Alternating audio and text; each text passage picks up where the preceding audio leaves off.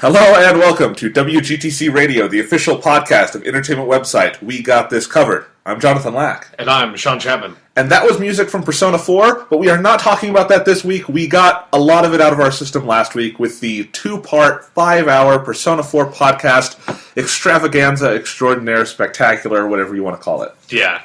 It went on and on and on. It definitely did. Yeah. So don't worry, we're welcoming everyone back into the fold who never played Persona 4 and therefore could not listen to that podcast, because today on our podcast we have all sorts of things to talk about. We will be covering huge grab bag. Yeah, huge grab bag, and I think it's a pretty fun grab bag this week. Yeah, definitely. Yeah. We've got the SimCity disaster to talk about. Yes, one of the most horrific game launches in recent memory. Crisis in SimCity. Yeah. We're going to talk a little bit about the movies of 2013 so far, a little catch-up. I think this is a segment I know people like. Just, I review movies, but I don't really talk about them on the podcast. Should probably do that from time to time. Yeah. And we're 3 months into 2013. What is there out there? Nothing. There's nothing. Then we're going to talk about some trailers that launched last week that I think are kind of exciting.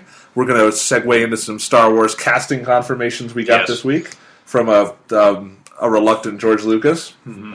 Talk a little bit about a really dumb Justice League rumor that's spreading. Justice League rumors. God damn it. The bane of my existence right now. And we're going to do a segment we've wanted to do for a long time now, because we keep getting these crazy news updates on The Amazing Spider-Man 2. Yeah. Everybody on Earth and maybe in outer space is in this movie. Yeah. Every character under the sun in the Spider-Man mythos is apparently in The Amazing Spider-Man 2. So we want to talk about that a little bit. Yeah. Because this is a movie we liked, and now we're a little worried. Now we're just really curious, but we'll get into all that. Hopefully that news has calmed down, so this podcast will not be immediately irrelevant when it comes out. But first, I want to talk about something pretty exciting. This is sort of our main intro topic for the episode. I've also got another segment pre-recorded to play for you once we get through this, and that is, I wrote a book, and it is now available. Yes. And it is called, you may have read about it, you can go to We Got This Covered to read the details, or there's some other links I'll give you in a second. I wrote a book, it's called Fade to Lack, A Critic's Journey Through the World of Modern Film. This is a book project I've been working on since last summer, so it's been pretty long in the works, but it's really been in the works for longer than that, because it is a large part of it is collected from writings I've been doing since I was 10 years old, though the focus is 2008 to 2012. If you don't know this about me, I've been reviewing movies since I was 9 or 10. Started with the Denver Post's Colorado Kids section, this youth journalism outlet, in 2002, when I was in 3rd or 4th grade. And last year, 2012, was sort of the 10th anniversary about that. So this book was collected sort of as a celebration of that. Came out in 2013, though, because my father passed away last year, so I did not get the chance to finish it. I've since gone back and finally finished it up, and it is out. It is available from Amazon.com. It is available directly from the publisher, and if you live overseas, it is available from Amazon Europe. So the United Kingdom and France, I know, have it up. I have not checked the other websites since a couple days ago when the book launched. It should be out on Amazon Italy, Amazon Spain, Amazon Germany soon enough. So if you live in any of those countries and are somehow listening to this English language podcast, and you can read English, because this book is in English. Yeah. Although you mean you didn't write the entire book in French? Yeah. Or half of it in French and half of it in German? I'm hiring translators to translate the whole book. No, not really. But yeah, I think it's a pretty cool book. It's 516 pages. It's split into 5 parts with some extra material at the beginning and end. As I said, so basically, I wanted to walk you guys through the book a little bit. It's, like I said, it's 5 parts, but we open, before we get to part 1, with this is kind of funny. I know people are going to make fun of me for this. We have a foreword, then we have a preface, then we have an introduction. So how did you decide in what order those came? That is apparently the official publication order if you have all 3. Shouldn't introduction come first? Shouldn't introductions always be first because it's the introduction? I kind of agree, and actually it was originally all going to be one thing I was going to call the foreword, and then there are individual section introductions. But what ended up happening is I wound up getting my editor from Your Hub, Steve Ulrich, contributed the foreword to the book. So that's very nice. I wanted to have sort of an outside opinion because obviously this is all my writing, so get someone else at the very beginning. So he contributed a foreword. It's really nice.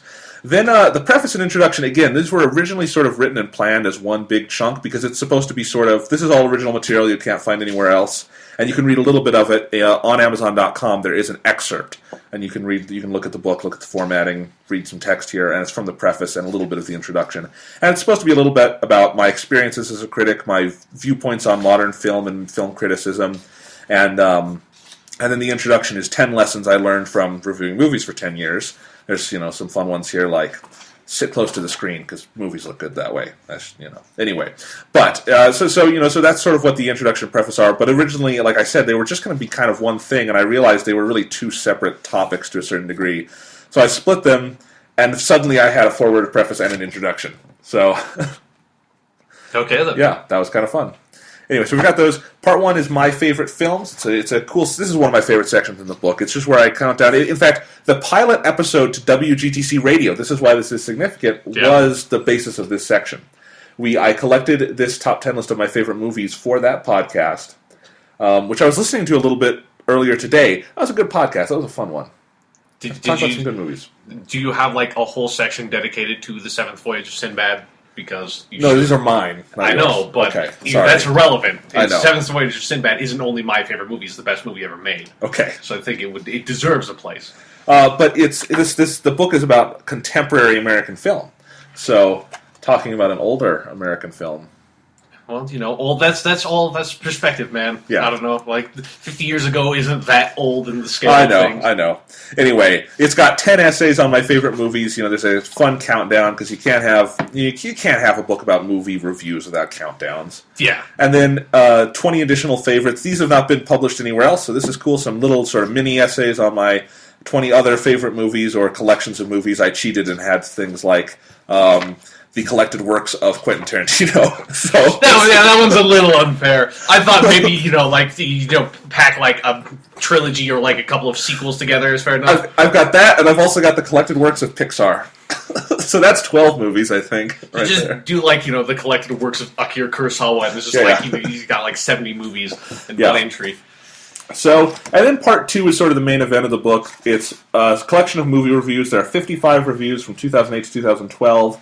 And I should note that while these have been published before, everything in this book, not just the reviews, if it was published before, it's been heavily revised, polished, edited. It's fully annotated for scholarly reference in the back of the book and sometimes within the text.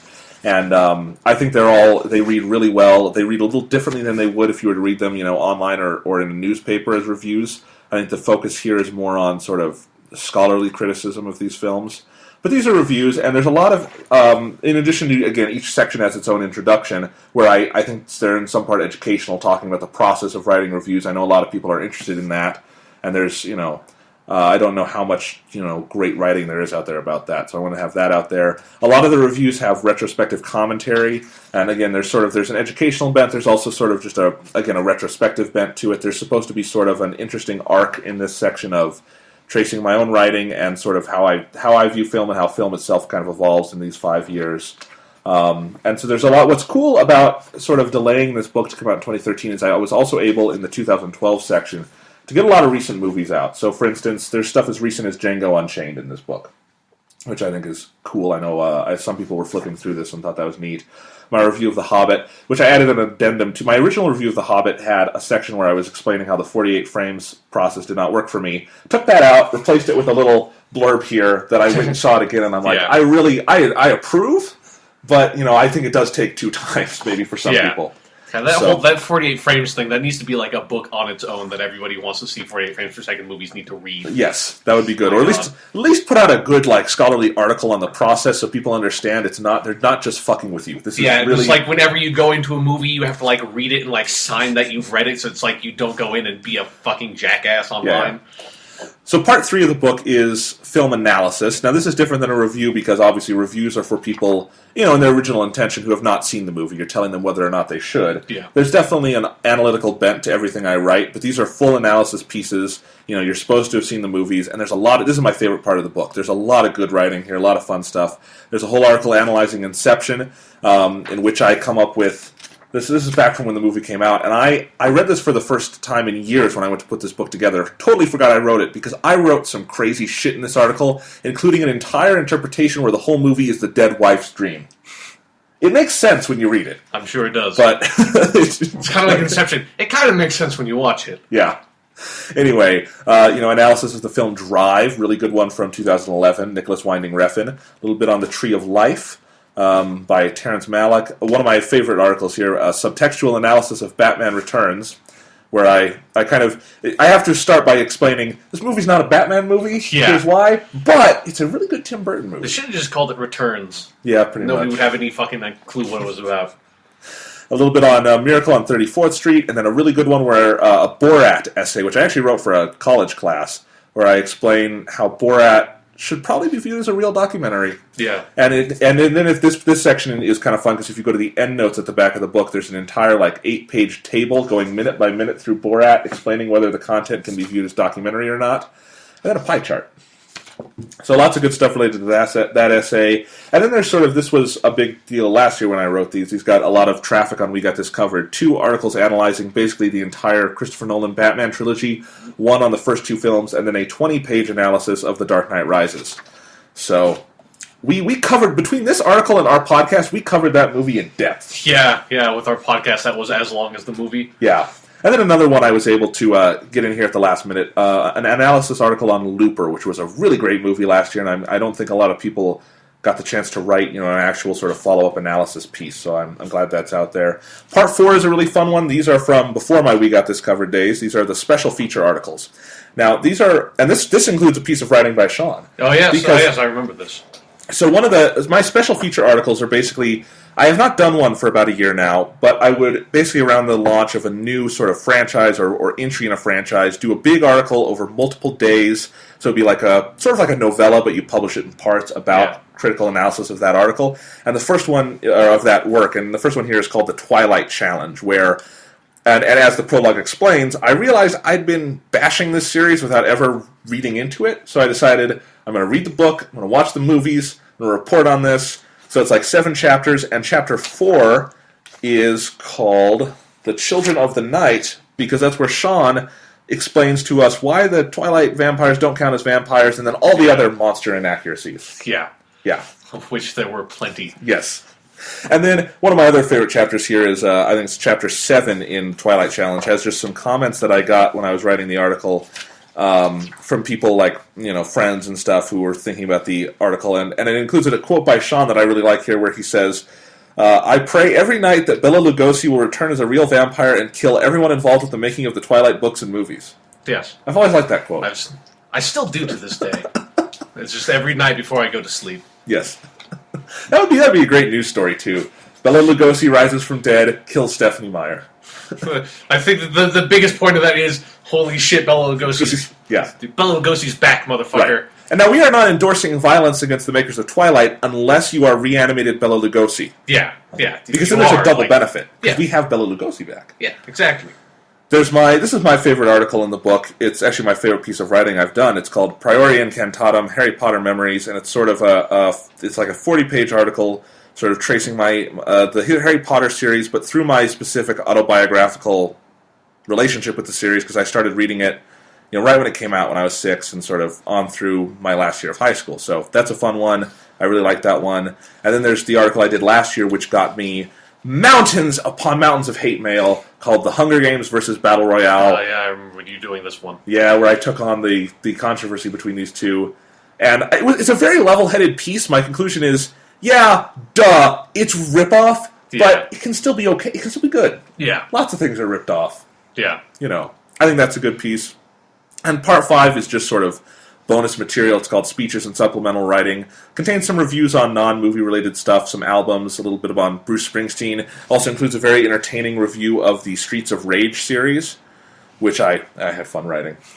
Because I think those games, I got them for review, I got a review code for the Xbox Live version when those came out. And those games, just as retro beat-em-ups go, those are really fun. Yeah. So that's just there for fun. And it's got some speeches. It's got the speech I gave at our graduation ceremony from GHS and my eulogy for my father. So close out the book. And then it's got like 30 pages of reference stuff in the back, endnotes and bibliography. And the bibliography looks really sexy. I think it looks good. I'm really proud of that. I'm really proud of the index. Those are my favorite parts. Yeah, I'm going to miss the days where you stay up really late and then start complaining to me about how annoying formatting the book was. That was really entertaining. Yeah. No, formatting this book was a bitch. I did it all by myself. Basically, because Microsoft Word sucks, I had to do it like page by page, every page individually. There was really no good automatic process to make it do what I wanted it to do. As you can tell now, if you look through the book, it looks good now, but in print and everything. But it took time. Yeah, took time, man. It's also got so this is sort of that's sort of an overview of what's in the book.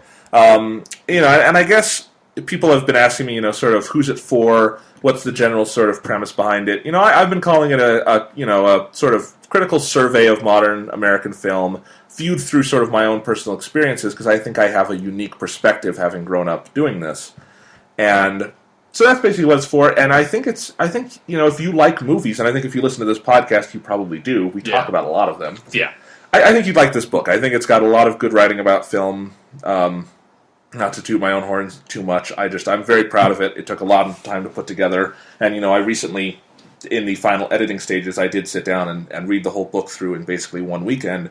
And I think it came together much better than I had ever sort of imagined. So I'm really happy with it. And I think, again, if you like films, or if you are someone studying films, need good reference for modern movies, there's not a lot out there in print. And I know a lot of professors, this is actually another motivation for writing the book, is a lot of professors in film classes will only let you cite, like, if you're going to write about a film, you can only cite print books. And it's really tough because no one writes print books about modern movies. Yeah, because it's too modern. Yeah. Nobody writes books that like that too often. Yeah, really, because the best film writing is sort of article-based. Yeah. And we do that online now. Mm-hmm. And so, while we're waiting for academia to catch up, there's Fade to Lack, which it covers over 100 films. So hopefully, if you're writing a paper, you want to write about any of these movies, I think there's plenty of stuff in here for you. And again, if you're just a casual person wanting to read about some good movies and a couple bad movies, it's got, my 7-page long rant about Sucker Punch. I like that one. Or the one about That's My Boy, which got on the front page of the Huffington Post because under the headline, Did These Critics Go Too Far? That was a proud day. That's a real question. Did Adam Sandler go too far? Yeah, I think that's... Yeah, I was a little offended by that question, but anyway. Yeah. Anywho, so, and the other thing I want to say about the book is it looks really nice because I had a friend of mine named Shannon Wheeler illustrate the book. There's 7 or 8 original illustrations scattered throughout, and then original cover design and some illustrations on there. And I actually recently sat down with Shannon Wheeler when I showed her the book for the first time, and we talked about the design process of the book, went a little more in depth with some of the illustrations and things like that. So we're going to play that for you now. It's about 15, 20 minutes. You can obviously look at the time codes on the show notes. Skip it if you don't want to hear any more about this book. We're going to play that for you now, and then Sean and I will be back with discussions of a bunch of other shit. Yeah. All right. I am here with Shannon Wheeler. She is my good friend and illustrator of Fade to Lack. She designed the cover and did 7 or 8 illustrations for the interior, plus a bunch of other stuff you will not see in the finished product, but we can hopefully put it out online sometime. So Shannon, I literally just showed you the book for the first time like 5 minutes ago. How are you feeling about it? It's so beautiful. Oh my gosh, the quality came out like so good. We were both really surprised. I was really surprised because I thought it would be nice. I picked Create Space, which is where it's being published through, because I'd heard they do good work, but I did not know it would be one of the nicer paperbacks I've actually ever seen. It's pretty high quality. Paper's really nice. Yeah, I the was cardstock for the cover. Super worried about the PDF file not being too sharp. Yeah. It was looking pretty fuzzy on the Photoshop, but I'm really surprised. I'm pleasantly surprised. It looks amazing. Yeah, it's always something you don't quite know how it's going to turn out. And they have to go through it. It's interesting. You submit it. They have to go through a whole review process where they look at it and make sure you haven't given them junk. And then they say, it's not junk, you can publish it. And you're like, well, I hope you, yeah. I'm glad I've obtained the label not junk. That's an accomplishment. I think it's great. I'm really happy we could work together on this. So Shannon, we know each other from high school. Yes. Yes. Shannon and I went to Golden High School together in Golden, Colorado, if the name did not clue you in on that. And when I was a junior, you were a freshman. Yeah, I think so. It was... Yeah. Wow, it was super fun. Because I'm a sophomore. I'm a sophomore in college now, and you're a senior in high school, and you're about to go off to college yourself. Yes. So Yes, goodness. So we always hung out in orchestra because I played the viola, you played the cello, and we just sat in our respective sections and made snarky comments. Oh yes, it was fun times. Very fun times. I don't know if Jonathan's talked about this, but we had to write a concert review after one of our concerts. And Dr. Graves, not professor, he's our conductor, sorry. But he's a doctor, so you kind of think like... Yeah. But he's a grammar Nazi. He's really concerned with structure and everything. And then Jonathan just pulls this narrative out of his ass, and it was the most hilarious thing ever. And oh god, I don't what did you get a grade on that thing? Oh, I got full credit. And it was... So here's the thing. One of his assignments he would do every time we did a concert, because, you practice your music, you perform it for an audience, and that's kind of what you do in orchestra music classes anytime. And he would always have us do this thing where we would write a review of the concert we did, saying, what did we do well, what did we do poorly? We would listen to a recording and do all that. And I was sick of that at a certain point, and we had just done the worst concert we'd ever done. It was a train wreck. And so I wrote a story wherein 2 detectives are investigating the attempted suicide of a man who listened to the concert. And it was like 10 pages long. What was the thing about the car? It was so bad that he drove his car through something. Yeah, he drove it through Golden, Colorado, and drove it off the bridge in the middle of downtown, which is where you go into Clear Creek, and basically crashed in Clear Creek. Oh my god. And then it quotes Heart of Darkness at the end. It does? Yeah. It's all about seeing this Heart of Darkness is all about seeing the inner evil of humanity. That's what that was about. You never told me that. No, I don't know. That's amazing. I need to reread it now. I still have a copy, by the way, Jonathan. Yeah. Okay, that's good. It's still out there in the world. It's not in the book, Fade to Lack. Fade to Lack does not have that, but maybe when we do the extended version, we'll put in a bunch of stupid shit like that. I think that would be the best idea ever. Okay. Well, anyway, Shannon is an artist. She's also a writer like me. She writes a lot of fiction. Yes. And short stories. She's working on a novel. Mm-hmm. A novel called Red Letter Day. Yes. It's hellish right now. It's how it goes. Very hard. But you're working on that. You do a lot of drawings and all sorts of visual arts. Yes.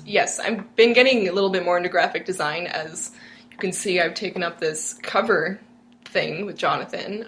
I think it's something that I would really like to do for maybe a future career or something. I really enjoy cover designs in particular because there's so much to say with a book, and the cover can just mean so much. Yeah. Well, and this is why I brought Shannon onto the project. In fact, she was one of the first people, outside my family I told about this. In fact, you were the first person I told, because I started the book, putting it together back in, I want to say June 2012, and I think I contacted you in August, because one of the things you do is you just make a lot of book covers for fun. Yes. and put them up on Facebook, and I see them on Facebook, and I'm like, damn, these are really good.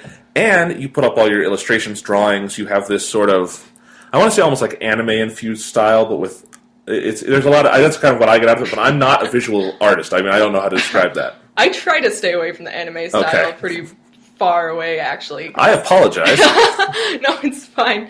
I take after Disney a lot, actually. That's actually, I think, a better description, yes. Yes, Disney is a huge inspiration to me. The animation style is just beautiful, and I really hope to emulate that a bit in my art.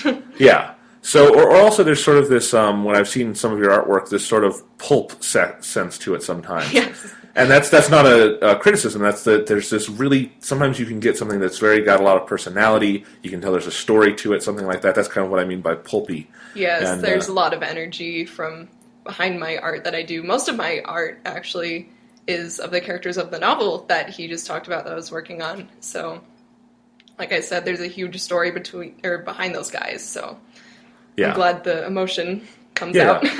Right. So anyway, I saw the cover designs, and I'm like, well, what if we put those together, and that would make a really good cover for the book. And at the time, I did not think the book would have any interior illustrations, anything like that. I just knew, I look at most independently published books, and they look independently published because they have crappy covers. Because most of the independent publishing companies, they'll have you design your cover through their online service, and it's free. It's put green here and blue here. Yeah, that's awful. I mean, you can choose to put your own thing there, but it's a lot of people don't do the effort. It's well, you're not going to sell a single copy if you don't have a cover that's really nice. No, and they say don't judge a book by its cover. It's completely not true. Maybe you shouldn't, but people do. Yes. That's ignoring reality if you think. Yeah, no, but book on a shelf, it looks nice, you pick it up, that's what happens. Yeah, so I saw, Shannon, really good at this. We're friends, so, I don't have to, meet someone new or talk to someone new, because that's the worst. And It's always the worst, meeting new people. Yeah, no, but so anyway, so that's kind of where this came down to, and so we're just going to do a little history here. The first thing I think I pitched, because basically this whole process over the last couple months of the book was me giving Shannon really poorly worded ideas, and she would try to translate that and then bring me back something awesome. And I was like, I can't believe you got that out of my gibberish I gave you. Yeah. Definitely. Oh, wow. That's fun. But anyway, so I think the first ideas were that the cover the final cover, if you're listening to the podcast, hopefully you've looked it up. It's, it's online. You can see it in all sorts of places. It'll be with this podcast episode's, show notes and stuff on We Got This Covered. You can look at the pictures. And it's a film strip with this interesting sort of, texture behind it. I don't know. How do you describe that texture? It's like distressed paper, almost. I got it online from this really lovely person through this art website called DeviantArt, and what he does is he takes pictures of textures that he thinks are interesting, and he puts them online, and they're free to use. So that guy, I owe a lot to. He's wonderful. Yeah. So that's sort of what the final one looks like, and I think everyone who's seen it, and as soon as Shannon made it and I looked at it, I think we agreed this was the right cover. It looks really good, really sharp, gets the point of the book across, but is not sort of overbearing. Yeah, and funny enough, I actually did maybe 2 covers for you before doing this one. That's what I was going to say, because my initial ideas I was pitching you were totally too elaborate. I was like, all right, I want a big illustration, so you'll have me on the cover, so I would send you a picture, you do a drawing of me, and I will have a film projector behind it or something, and we did a couple of those, at least 2. Yes. And I know the first one that we got the full drawing, it didn't make it to a full cover stage. At least that I saw. I know you were tinkering with it. Right, yeah, it was being difficult with the colors and everything. Anyway, that drawing you can actually see on the back cover of the book and as the illustration to part 1. In sort of on the back cover, it's sort of in a sepia kind of tone. In part 1, it's obviously in black and white. The interior does not have color. But anyway, so that's a great drawing, but I think Shannon correctly noted at a certain point, it's not necessarily a great cover because it's a lot of visual information on the cover that's maybe a little too much for how you sell the book. Yeah, composition-wise, it was really difficult to text wrap, I think. Mm-hmm.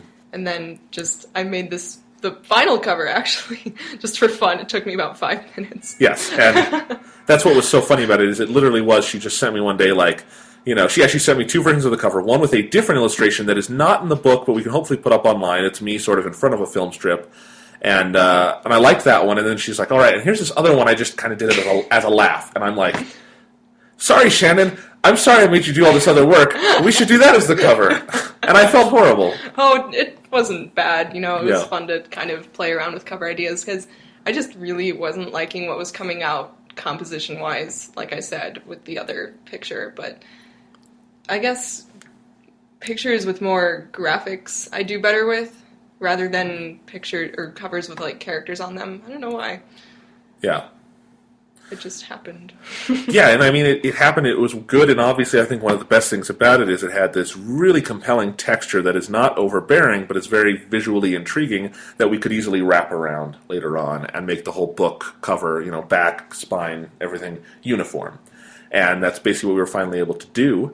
And so I think when we looked at the cover, I think, I really liked it, liked what Shannon had been doing, but I realized, this front cover at least was not incorporating any of the artwork I had her do. So I'm like, well, let's at least put one of those on the back, and that's what we ultimately did. But I also looked at when I was designing the interior of the book, which I did all basically by hand on Microsoft Word, I realized this needs something to punch it up. The book is split into 5 parts, and then it's got some other little headings, and I thought they could use illustrations. And Shannon, when she would send me the preliminary artwork, obviously was just in sketch form. And I really liked that. And I'm like, well, maybe we could do some sketches for the interior of the book. And that's when this got much more complicated. Yes. Yeah. Yes. Well, the graphics of the sketches, I guess, or not the graphics, the quality of the sketches weren't up to par. So that was Well, fun that was just a scanning thing. Is then because Shannon's scanner she has is not like sucks. Yeah, okay. I didn't want to be mean. No, it really does. Yeah, so it was enough to like swap the images back and forth for proofs and things like that. But when we actually came down to put them in the book, we needed them at 300 DPI. So I just came down, picked them up, we scanned them at the FedEx office, and they were able to do it for us. And from that point on, it was fine. But I really want to talk more about sort of the process of doing these little illustrations, because that's what people, I think, artistically, there's a lot of that scattered throughout the book, and I think that's good because it gives this, film is visual, gives a little visual emphasis every 100 pages or so. So, and I think I kind of gave you pretty much free reign on that. This was one of those things where I kind of babbled, and I'm like, you could do this, and this, but you kind of figured out what was best, because I'm just like trinkets that have something to do with film, so. Yeah, no, those were really fun. Just practice-wise, because I can't really, pull images like that out of my ass. I had to look up reference pictures, but from there it was really easy and fun to try and play around with the strokes and everything of the sketches. So. Yeah, so part 2, and, when the book comes out, I'm excited for everyone to be able to get a copy and see this stuff, because it's really fun. Part 2 has an old-timey sort of reel-to-reel projector that, films back in my day were projected in. Now we got these digital projectors, which would be really boring to draw. Yeah, when I was shifting through Google looking for these reference pictures, I came across these new ones, and I'm just like, those are so ugly. They're just a block. Why do we have those? Yeah. Anyway, so that's good. That's there, which is great because, I talk many times in the book about my love of 35mm film, so that's very fitting. Part 2 is really long, so you get through part 2, you come out on part 3. This has a camera, and it's interesting. I just said camera. I didn't think anything beyond that. Shannon gave me this one that's this sort of, again, it's sort of an old-timey camera. It's very old-timey. Yeah. Do you want to describe what it's like? Old-timey. Yeah. It's like, I don't know what any of the things of that are called. Yeah. You'll know when you see it. It looks like one of the old ones like that. It's obviously not a film camera. You would just take still pictures with this. But that's kind of the fun of it. It has the, what do you call this? The accordion. Yeah. Part. That's the word. The accordion. Folds. Yeah, that's that. Yeah. So that's part 3. And again, with Sean on the podcast, we're talking about what's in each of these parts of the book that you can expect. Part 4 is actually my favorite little part illustration in the book. It's because this is the special feature articles. We're talking about things like Harry Potter, Twilight, and the Hunger Games, and they're all books turned into movies. So we have some books and a little film canister. And the film canister's film is leaking out, which means that's probably destroyed. I'm kidding. But, because see, the film's just trailing out. It's not properly stored. But it would be a very boring image if it was. So that's okay. I really love this picture. I like it too. It was fun, the book pages. Yep. Yeah, it's good. It's good stuff. So, yeah, that's good. And then part 5 we finish up. Actually, there's more to it than that. But let's see what's on part 5. Because I have forgotten. Because I'm so stressed out about this book, I'm just a mess. Oh, part 5 is the speeches and supplemental writing section, and so we have a podium, and I really like that one. Yeah, I like that one too. Yeah. I was having a lot of fun with that one. Yeah, and the thing is, it's all sort of references from things in the book, but I like the idea of doing sketches. I actually got this idea from Hayao Miyazaki book I have. It's a book of his essays, and he opens each part with a sketch of his own. I can't draw, so I had Shannon do it. But these sketches, they're sort of like everyday objects, but in this very, sort of sketchy, stylized form, and I really like that. Well, I'm glad you do. Yeah. Good. Yay. So anyway, they all look really good in the book. The appendices, I realized that we had this extra section with appendices, and I'm like, that shouldn't just be blank, so I'm like, Shannon, draw a notebook. And you did. I like the notebook. Yay. So, and then we've got some extra illustrations. I didn't mention part 1, which is my favorite films. That was one where we went back and forth on what art to do. In fact, this is an interesting story. The one you did specifically for part 1, we wound up putting on the spine. Yes, the one with you in the 3D glasses. Yeah, describe that one. Well, it's Jonathan wearing 3D glasses and eating popcorn, and we're in a little retro popcorn box, and my signature's in the popcorn box in there, actually. Yeah, you can kind of see. It's a very high resolution on the spine, so that's good. You can see that. It looks good. Yep. There. And it's ironic because I despise 3D and I don't like popcorn. That's why you look so unhappy in that picture. So I like that one. Part 1 is the image you'll find on the back. It's me with the film projector. I really like that. It looks very good on black and white inside. But as we said, it was originally done in color, so we can hopefully find that, put it online sometime after the book's out. Color is kind of a piece of crap.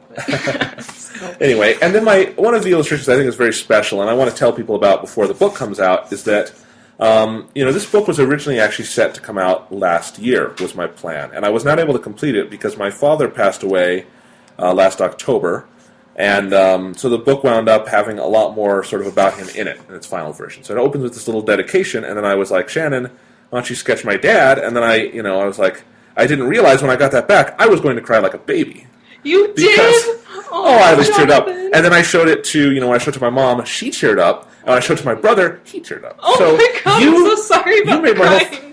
It's okay. I commissioned you to do this. It's my fault. But anyway, that's what's great about this is like on the page before the table of contents, there's a drawing, and I decided to just put it on the whole page. It was going to be like split with the dedication, but I thought that wasn't. It's such a good drawing. And it's just it's just a little portrait of my dad. I gave her the picture, she sketched it, and it looks really nice. And so he's in the book, and you can see what my dad looked like. I really like that. So that's one of my favorite parts of the book. Brought back a lot of memories in drawing that, but I won't make you cry, so I won't talk about that. No, it's okay. Make myself cry too. I know, but it's good. We love it. So those are sort of all the illustrations you'll find in the book. They're all black and white sketches. They're really nice. Cheaper than printing color pages. Just kidding. But I also like sort of black and white sketches. It fits better with what the book's about, I think. Me too. It's a little more classic. Yeah. But anyway, the cover is the main thing here that most people are going to see when they buy it. Obviously, the front cover will be used when you buy it online, the Kindle edition, all of that. And if you actually buy the whole thing, there's nice spine, a nice back cover, all the things you expect from a book. No. But I just wanted to talk to Shannon here because we're really happy with how this turned out. Yes, we are. Incredibly. Yeah. So, and people, I've been showing the book off to people in school and in other places because I'm like, holy crap, I have a book. and people really love the cover. People are drawn into it, by it. And I think it takes attention away from the horrible pun in the book's title. Horrible pun. I think it's good. I like it. I know. When I told my friends about it, they were like, fade to lack. I see what you did there. Yeah. I didn't do anything. It's Jonathan. Yep. Well, anyway, Shannon, you want to tell people where they can maybe go online, look at your art if they want to? I actually have a DeviantArt page if you care to look at it. It's just, like I said, most of it is drawings of my characters and little book covers that I do for my book. It's MZY Le Rouge, the French, .deviantart.com. And I'm sure Jonathan will maybe put something up on his website, so you don't have to interpret that. Yeah, on the show notes. Weird to say out loud. Yeah, the link will be on the show notes on We Got This Covered, and then wherever else this podcast is coming out, so you can look at that. Cool. Thank you, Shannon, so much for your work on the book. Anything else to say before we go? Not that I can think of. It was a pleasure doing this book. I hope to one day be in your shoes and publish. Yep. So that'll be great, and then I can do the cover for your book, and it'll be terrible. It'll be like a stick figure with a flag. What the hell? And then I'll just kind of scribble out in like really bad cursive the title of your book. I think it's a plan. I think we could go for minimalism now. Okay. Yep. Sounds like a plan. Avant-garde book. Well, all right. Thank you, Shannon. Thank you, Jonathan. Hope to talk to you again in the future.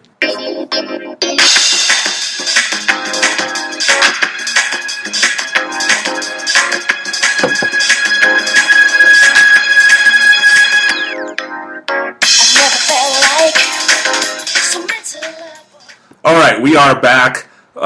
Still playing Persona music, but still not talking about Persona. Yeah. All right, instead, we are talking about... Okay, so Persona, great game, always comes out cleanly, makes everyone happy. Yeah.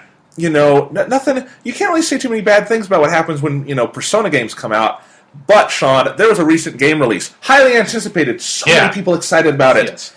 And then it came out, and the world burned down. Yeah, it did. We are talking about the launch, or anti-launch, of the new SimCity game. The crash, let's say. And the crash of SimCity by EA. And yeah. Do we want to preface this by you going back to what you said a couple weeks ago on our PS4 podcast about how EA is making everyone hate them? Yeah. Exactly. EA has...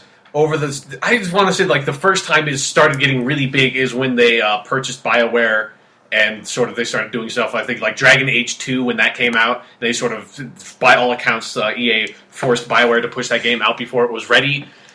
That was like the start, and now EA has just been like crashing with, people really didn't like Dead Space 3. People don't like their policies of like microtransactions and stuff like that. People really hate their Origin service that's sort of competing with Steam, although I don't think Origin is bad at all, but that's part of just the EA hate. But now, like, the crowning achievement is that SimCity, which is a franchise that people really, really like. I've never really played SimCity games all that much. I haven't played any of the Sims games all that much. I've played, like, pieces of them here and there. Same here. Yeah, but I know a lot of people really like the SimCity games, and they haven't, I think the last one that came out was SimCity 2000, something like that. It's been a while, at the very least, since there was a new SimCity game. So everyone was really excited for the gritty reboot, because it's just called SimCity. I love that.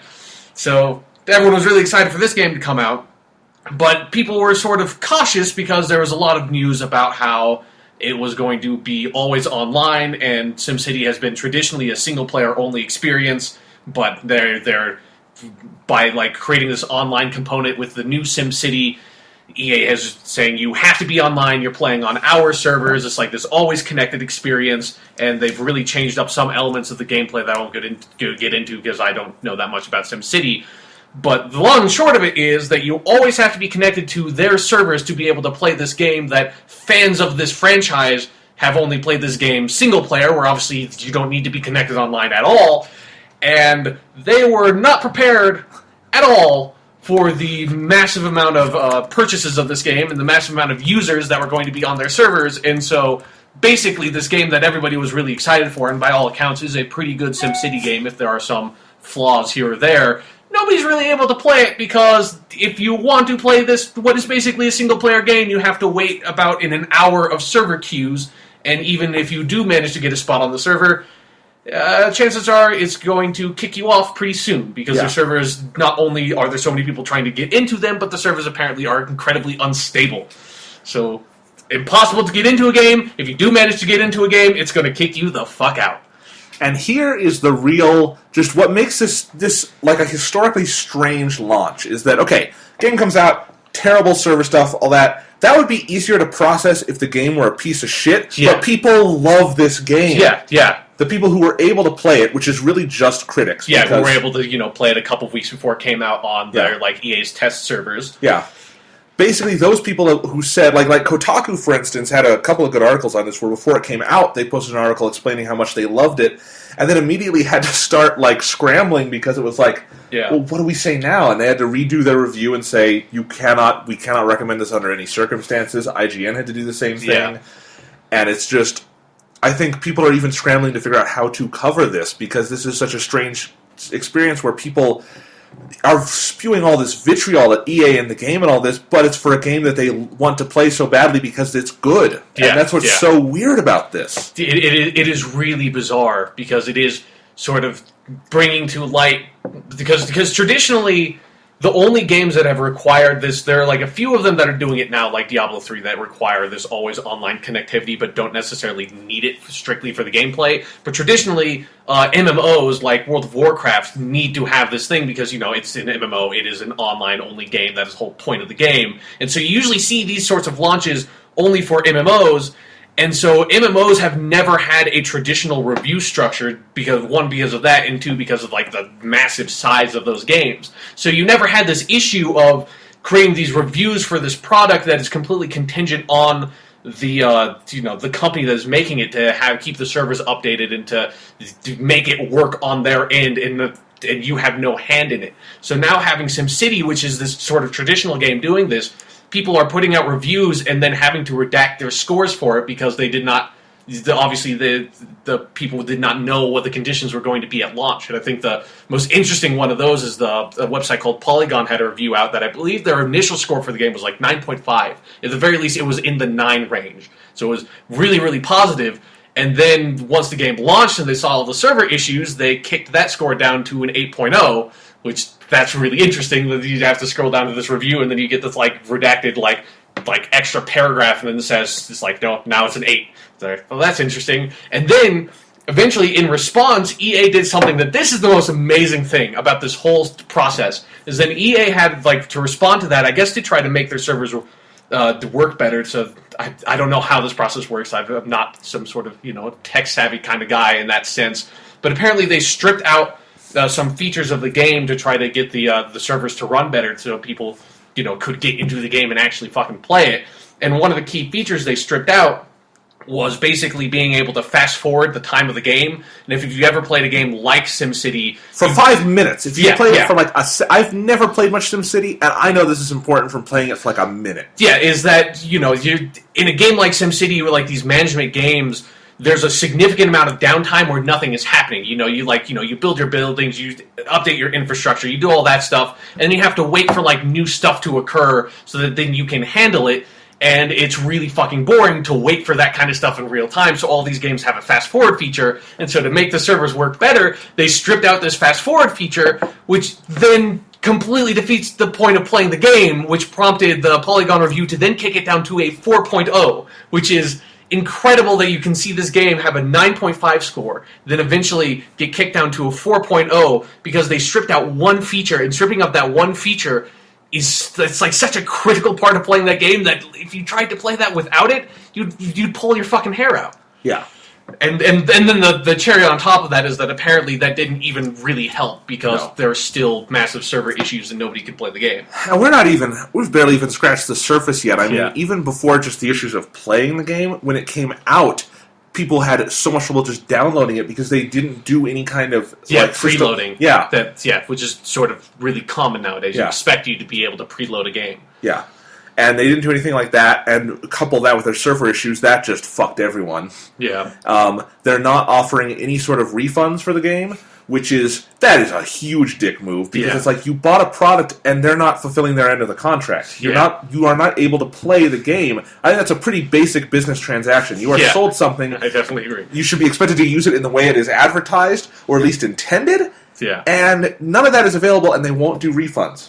Now, they have since come out and said they will give everyone who bought it and couldn't play it a free game on Origin, but whoop-de-fucking-do. I mean, that's not... And that's also kind of a business move on their part, too, because a huge point of having services like Origin or Steam is to get people simply onto that service, because once you're on that service, you're most likely to use that service more and more and more. That's why Steam made Team Fortress 2 free to play. Once you play the game, it's then you see, there's all this other stuff on the store. So really, it seems nice, but it's more... I don't know, with all the stuff EA has been doing, it makes it really easy to be really cynical and just look at the business side of things with them. Well, because here's the thing, you're not going to be able to ever buy a fucking EA game now and have it be actually free, because you get in there and there will be, 8 pieces of DLC you need to play the game, and they all cost $10. Yeah, there's all this stuff where they were talking about. I think it was the chief financial officer of EA, and I think he has since redacted this statement, but he did say that all of their games are going to have microtransactions in them, which is... horrible. Maybe they won't do that since they saw that nobody likes the idea of paying $60 for a game and then having that game constantly pester you like it's a free-to-play game to buy a $2 hats and shit like that. Nobody wants that. No, EA is kind of... And then there was this great statement that came out, I believe, yesterday, from when we're recording this, that it was maybe a marketing executive at EA saying something like, well, we had everything prepared for the SimCity launch, but people were playing the game too much. They had too much fun with it. It's no, you guys weren't prepared. Fuck you. Yeah.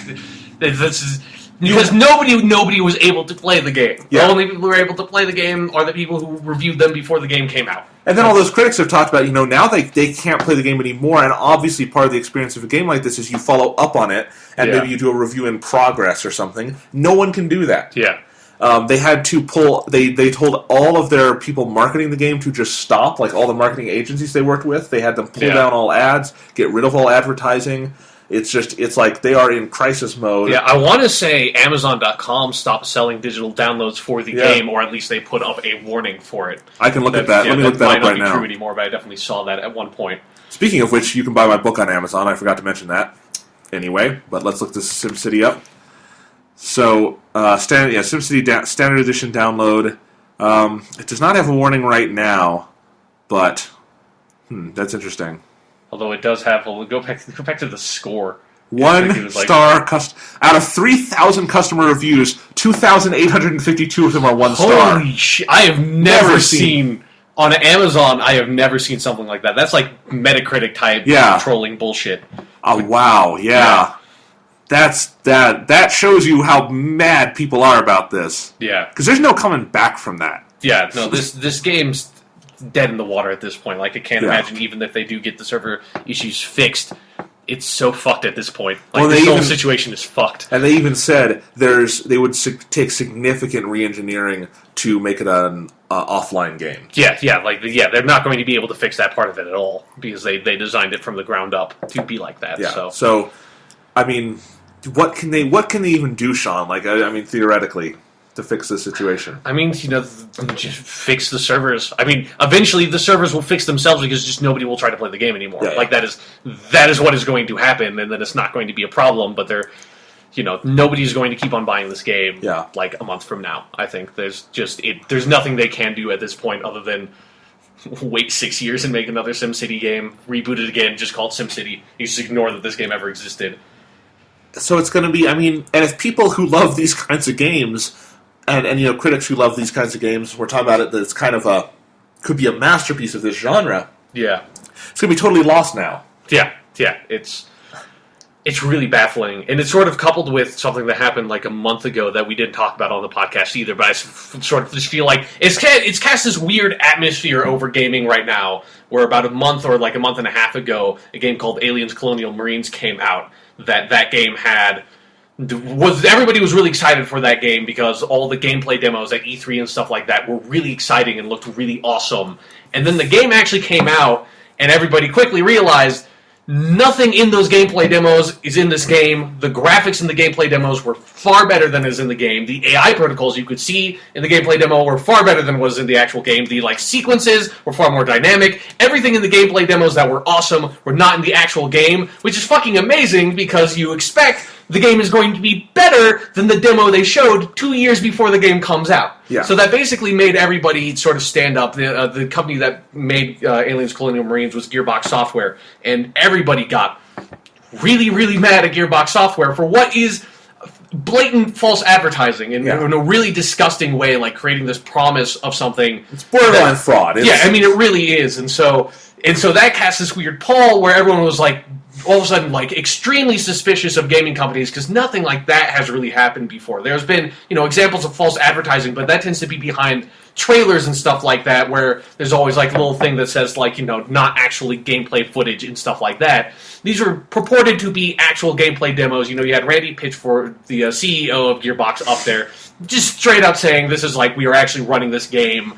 This is like, the same way they do all gameplay demos of these kinds of things. That is clearly not the case. They clearly, either those were pre-rendered videos or they very specifically made this small build and put all their energy into making that build and then decided, fuck the actual game. And so that created this weird atmosphere, and now SimCity comes out, and it's even more disastrous than that because nobody's even able to play the game regardless if it's good or not. It's weird. It feels weird being a gamer right now because there's all this suspicion and cynicism where you're like, gamers are already a pretty cynical bunch of people, and they're a pretty savvy bunch of people. Yeah, too. exactly. And so piling all this on is just like, it makes you hate the world just a little bit more than you really should, I guess. And I think this is where this discussion has to go is, do you think this new atmosphere and the massive fallout from these two disasters will make the game industry look at these issues of something that Alien Colonial Marines now, very much epitomizes of these, false advertising in gaming, these demos that are, better. Obviously, this is the most heightened example ever, but this is something that happens. Yeah, and it's the same with SimCity, obviously, is this DRM bullshit that they keep pushing, this online-only bullshit, all this kind of stuff that they're just trying to take all control away from gamers. Do you think these two things will have to be addressed for people to trust? I hope so. I think definitely the Aliens Colonial Marines thing is going to at least get the gaming press is sitting up and taking a look at what happened with that. There are a lot of websites that are basically just deciding not to do previews anymore because of stuff like that, because they realize they were effectively being lied to.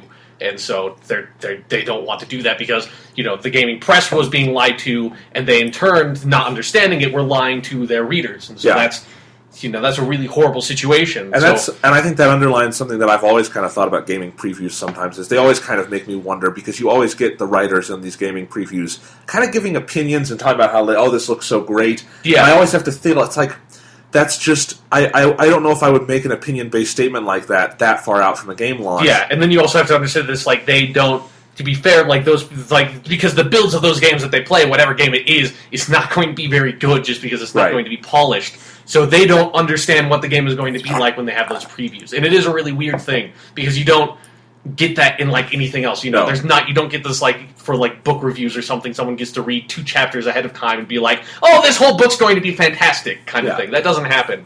So hopefully game previews. I mean, I don't read game previews anymore just because it does feel like it just feels like marketing, and that is what it is. And I think the gaming press is really realizing we are just being used by their marketing division to market this game for them, and that's not okay. We shouldn't be doing that. I mean, it definitely underlines that gaming and the gaming press and the gaming industry has maybe one of the closest relationships.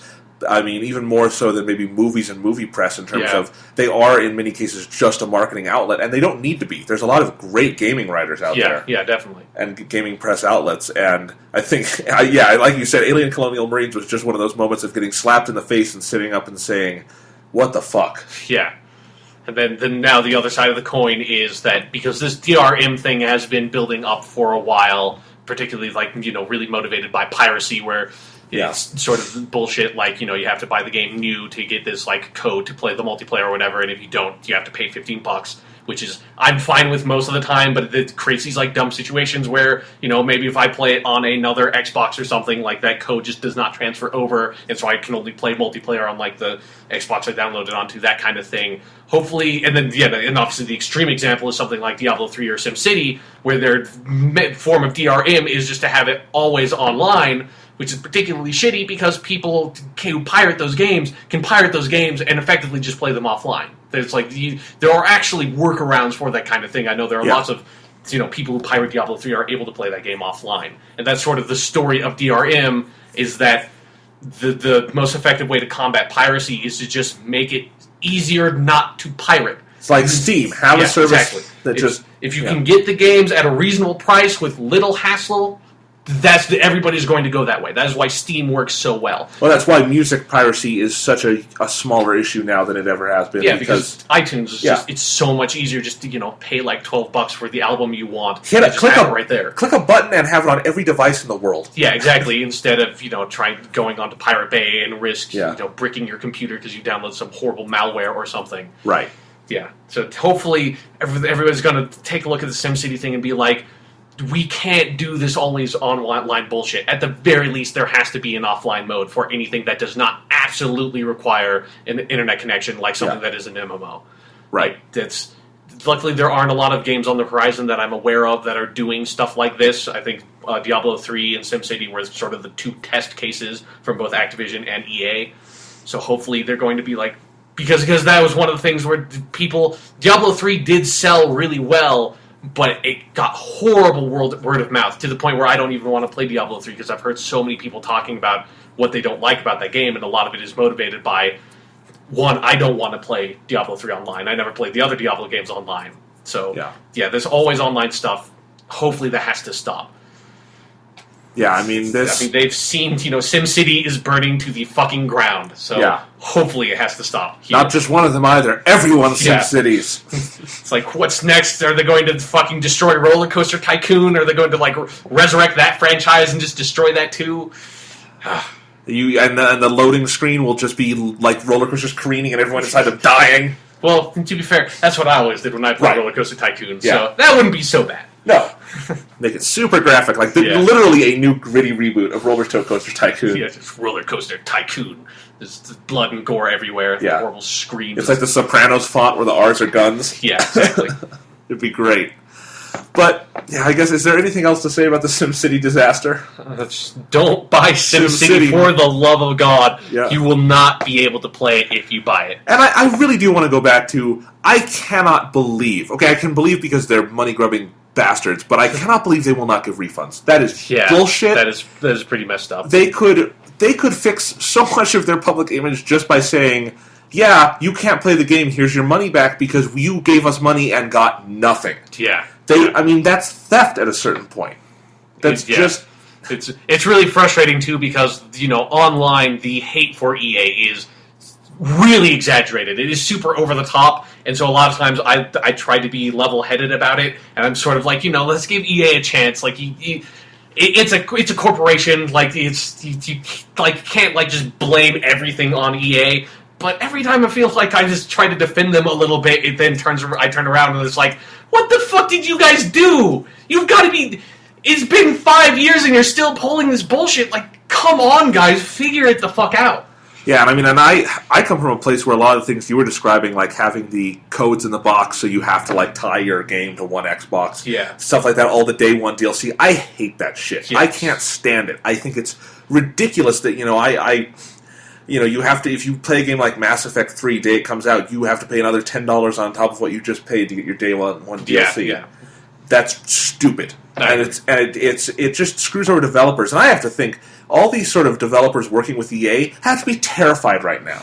Terrified that this is going to... Because I feel really bad for the people who made this SimCity game. Yeah, Maxis. Who poured years of their lives into making what they obviously thought was, a great SimCity game, and then these corporate policies they had to implement destroy their vision, and, that could happen next to anyone under EA's banner. It could happen next to BioWare, anybody. Yeah, because it is... At the end of the day, it is EA's responsibility to run those servers and to gauge that side of the business, and they failed to do that in a huge way with this launch. So, it's just it's a weird time to be a gamer, because it's also because you also have all this optimism around the new next gen consoles coming out, and then you look at SimCity collapsing to the ground, and you're like, I hope things turn out okay for everything else.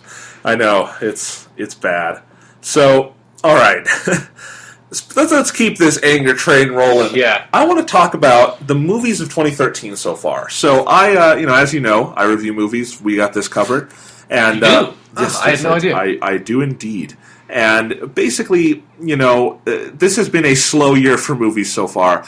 But even like accepting that it's usually a slow year for movies this time of year, where January, February, March, even into April, sometimes you don't get a lot of good stuff. This has been one of the most boring stretches in my 10 years. This is actually my 10th year reviewing movies. This has been one of the just most painfully boring stretches of movie reviewing I've ever had. There's just a lot of movies where I'm pushing stuff off left and right onto other writers that we got this covered. I'm sorry, guys, but I can't go see shitty horror movies like Dark Skies. I just can't do it. And it just, there's a certain point where it just becomes very, very annoying. And I think the perfect sort of graphic for this is if you go to Rotten Tomatoes. Now I'm reading this on Sunday, and they have last week's top box office, but this week's top box office is not very different. The preliminary numbers are out. Oz the Great and Powerful opened to $80 million. We'll talk about that in a minute. That's a lot of money. Yeah. Anyway. Yeah, I was really surprised to see it open that huge. I was not surprised, but we'll talk about that in a minute. But last year's top 10, if you look at Rotten Tomatoes, 9 of those are rotten reviews. Yeah. With one fresh, and the fresh one is Silver Linings Playbook, which opened last November. Yeah. It's not.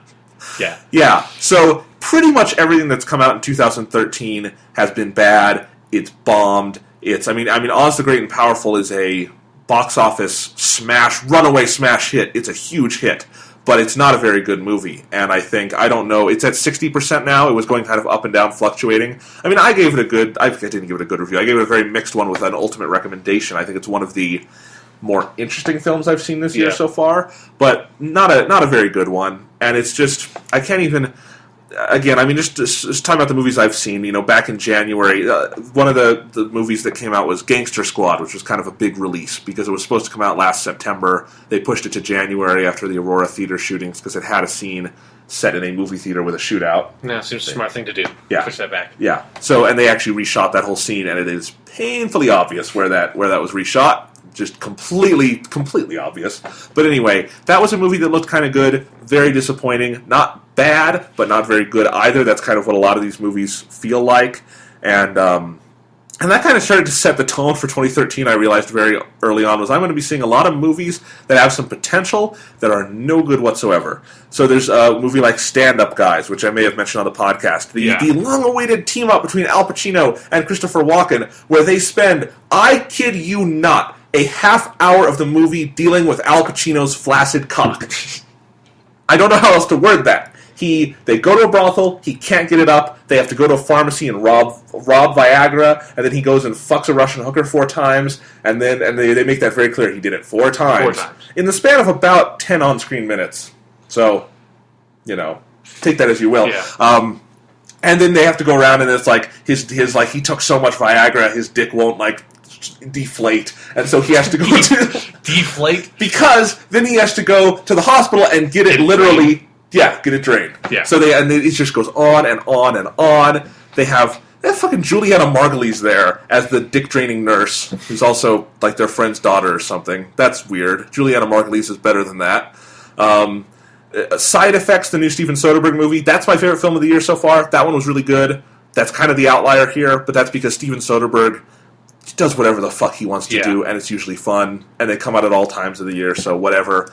But then we had, in mid-February, just the, ground zero of shitty movies was Beautiful Creatures, the new Twilight ripoff. And I mean, it's Twilight. Yeah. That's it. It's in the South. Swap out witches for vampires and switch the genders, and you know that movie, except it's much, much, much worse than anything in the Twilight verse. It is horrible, and it is one of the most hateful, spiteful, racist movies about the South I've ever seen. Where it clearly hates every single human being who lives in the South, and it wants you to know that. So, and it's I don't probably agree politically with a lot of people in the American South. I know they don't all think the Civil War was the wrong side won. Yeah. I don't think that's what most people in the South think. Yeah. And then that same day, we got A Good Day to Die Hard, which gave the franchise a very hard death, because that was a terrible piece of shit movie. Bruce Willis they're totally going to make another one. It made money. It was kind of a hit. Made some money. It's still in the top 10, I believe, box office wise. So who knows? They could very well make another one. I will not be seeing it. They could cast every actor I love on the planet in it. I still would not see it. This Good Day to Die Hard was just painfully awful. What if David Lynch directed it?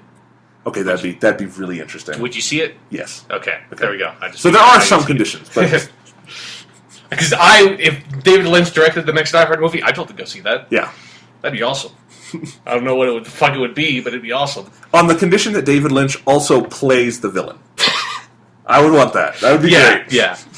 If only Dennis Hopper were still alive, so he could do a Blue Velvet reunion, make Dennis Hopper the villain. That would actually be really, really great. Yeah. No. And see, this is the only way to talk about A Good Day to Die Hard, is to talk about other ideas for better Die Hard movies. Yeah. Because this one, nothing about it is in any way, shape, or form similar to any of the other Die Hard movies. And we are talking about a series with no identity whatsoever. It's just Bruce Willis kicks ass. That's kind of the movies. But they're all, you can still recognize each of the 4 as Die Hard movies. Yeah, definitely. And this one is just John McClane goes to Russia and becomes a sociopath. I mean, there's literally a scene where he and his son, they've escaped the bad guys. They can go home if they want, and they could call the military because his son is a member of the CIA. They call the military and be like, "Hey, you guys take care of this." But instead, John McClane's like, "No, they fucked us over. We're going to kill every last one of these bad guys. We're going to do it." And it is so disturbing because John McClane kills people sometimes without. Yeah, but he doesn't. He's not out for blood, No. He's not doing it because he enjoys it. He's doing it. It's like he has to. But in A Good Day to Die Hard, he is a bloodthirsty motherfucker. So it's a realistic Die Hard movie, like what this dude would actually be like if he had killed all these people and been through all these situations and sort of come out, okay. I mean, and in the first 20 minutes, there's this not in the first 20 minutes because the car chase is a half hour long. There's this massive car chase where John McClane gets in a giant tank kind of truck kind of thing, and he's running through the streets of Moscow chasing down his son who's in another car because he wants his son to talk to him. So instead of just going and finding his son, he runs him down in the street, and he's just hitting cars left and right, throwing Russian people off the road. He's just killing dozens of innocent people. It's incredible. And this is another movie that's just racist. It hates Russian people. It's amazing. It's like someone pulled the director out of the Cold War and had him we unfroze a Cold War era director and had him make a movie now. And I was like, guys, Russia is not like this. Yeah. The Cold War's over, guys. Let's calm down. We don't need to go on and on about Russian supernationalists or whatever. Yeah, and then there were a bunch of other boring movies in the interim. There was Identity Thief, which I did not see, but heard it was terrible, so that's why I did not see it. Jack the Giant Slayer, which I like Bryan Singer. This is literally the only time I can remember where the trailers were so bad that I refused to see the movie. Yeah, oh my god. Those trailers, like that weird spree of movie screenings I had at the end of last year that we talked about on a podcast, this trailer was at every single one of those movies, and it drove me fucking insane. That trailer was terrible. Yeah. And I mean, usually I am totally trailer agnostic. If there's a good trailer, I'll enjoy it, but bad trailers usually don't deter me. I'm just like, trailers, they're just whatever, they're marketing. Yeah. This was, I thought, I can't imagine. So bad. And that was the critical consensus, basically, is that this is not got some fine acting. It's got people like Ewan McGregor in it. You know, you can't go wrong with Ewan McGregor, but not a good movie on the whole. There was the like latest in a string of teenagers getting drunk movies, 21 and over. I could not have been less interested in that. We have The Last Exorcism Part 2. I heard nothing about that. I did not know it was coming out until I looked at this website right now. Yeah, I was not aware. I forgot that there was even a movie called The Last Exorcism in the first place. I don't know how there's another part to The Last Exorcism. And we have to make fun for at least a minute of the new Nicholas Sparks movie, Safe Haven, which includes, and I'll show you the critical consensus on Rotten Tomatoes to prove that I'm not just making this up. It says, Safe Haven suffers from a ridiculous, ludicrous plot twist, making for a particularly ignominious Nicholas Sparks adaptation, blah, blah, blah. But anyway, when Safe Haven came out, this is another one that I pawned off on another writer, and that was actually because I was busy that week, although I wouldn't have Not because you're like, I can't deal with this bullshit anymore. Yeah. I was not at that point yet, let's say, because this was before Die Hard. But anyway, this Safe Haven movie, I heard when it came out, there was just this massive, like, critical backlash. And no one likes the Nicholas Sparks movies. Like, some people will go see them opening weekend and be like, oh, whatever. Yeah. But, like, the critics usually don't like them. But there's never usually vitriol for them. It's just like, they're just bad romantic Yeah, they just movies. happen. Whatever. And this one there was vitriol. So I'm like, what the fuck happened? Like, how did a Nicholas Sparks movie get this much vitriol? And everyone's talking about this plot twist. And I'm like, well, what is that? It's a romance movie. What the fuck would the plot twist be? So I went online and found a review where some jackass like I would have done spoiled the whole movie. Because that's what you should do for bad movies. That's kind of my philosophy on that. But anyway, so it turns out sort of there's this main romantic couple. There's this chick and a dude. And the chick, like, throughout the movie, she has a best friend played by Colby Smulders from The Avengers and How I Met Your Mother. Turns out at the end of the movie, Colby Smulders is a ghost, and she's the ghost of the guy's dead wife who's prompting this girl to get in a relationship with her husband so he cannot be alone anymore. And that's the movie. What the fuck? How great is that? That's fucking crazy. Yeah. I know, like, Richard Roper, his review of it, because he's been writing for Roger Ebert lately, and Richard Roper said, like, this movie is, like, literally insane. I'm not saying it's nutty or anything, I'm saying it's literally insane. So, those are kind of the movies we've been dealing with. Yeah. And that sort of brings us to this week, where we had two releases. One, just that was released very, in a weird way. It's the movie Dead Man Down, directed by Niles Arden Oplev. He's the director of the Swedish Girl with the Dragon Tattoo film. And this is his first English language movie. I thought it was okay. Like, not great, but good, definitely in parts, and good overall. A lot of interesting elements. It's very forgettable. I'm never going to watch it again or anything. But, if you had absolutely nothing else to do this weekend, it would have been okay to go see. It totally bombed because it was a very weird to put it up against the Oz movie and weird to put it out on March 8th. It was just a weird release window. This is more of a movie I would say you would put on in October or something. Yeah. But anyway, no one cares about that movie, made no money. Oz the Great and Powerful, however, made $80.5 million. And I kind of expected it was going to be big, definitely not that big, because Disney is a power hitter right now, box office-wise. Everything they touch kind of just turns to fountains of gold. With which they use to buy beloved companies that create, that's like, my favorite franchises from my childhood. Yes. Disney will soon own your childhood, Sean. Yeah. Oh, Jesus, they're going to, like, buy Sonic the Hedgehog next. Like, what the fuck? How are you doing this? And then Why me? And then they'll make Pixar's Sonic the Hedgehog. That'd be okay. I'm totally behind that. Directed by Brad Bird. It'd be great. But anyway, so Oz the Great and Powerful very much, it follows in their line of recent live-action films like the Alice in Wonderland movie, the Tim Burton one, where they're kind of taking these sort of beloved public domain properties and doing either prequels or sequels or something to them. And Oz is better than Alice in Wonderland, because Alice in Wonderland was a steaming pile of horse shit, even though it had some... I thought it had a very good Alice. That's where we discovered Mia Wasikowska, who's a really good actress. Thank God she got away from Tim Burton as fast as possible, so he didn't ruin her. Anyway, but... And Oz, it still exhibits a lot of those problems where it's very much... It's too rooted in other interpretations of the series. I mean, it is... They're not saying this outright. No one involved in the movie is saying this outright. It is, if you have not seen it, it is absolutely a prequel to the 1939 Wizard of Oz, the beloved classic. Yeah. That's just what it is. That's everything about it. It's all the design choices of Oz are taken right from that movie. The plot is supposed to line up when it's over, then that's where the Wizard of Oz starts and all this stuff. And I have no interest in that. There's no scenario where I would ever have interest in a prequel to this. For one, I don't think you can make a prequel to an 80-year-old movie. Yeah, kind of really dumb thing to do. Yeah, because the technologies are different, tastes are different, aesthetics are different, and that movie is too iconic to touch. It's stupid to try comparing yourself to it, because no matter what you do, that movie's better than you. Yeah, it'd be like trying to make a prequel to King Kong or something. Yeah. It's why even try? Yeah. What the fuck are you going to do? And what especially perplexes me about this scenario is that Wizard of Oz movie has very little to do with the L. Frank Baum books. Yeah. There are 17 L. Frank Baum books. You could do so much with Oz. Mm-hmm. And Sam Raimi is a director, I think, who could do so much with it. It's a big fantasy landscape. Have fun with it and do something different. Don't tie yourself into this existing, 80-year-old movie. Yeah. That makes no sense. I mean, it makes business sense. Mm-hmm. And that's why it made $80 million this weekend. Yeah. Disney is very business smart right now, but I think their business decisions are really undermining their creativity in most of their live-action films that they themselves are making. Obviously, they aren't touching Marvel or anything. Yeah. Marvel's still independent creatively.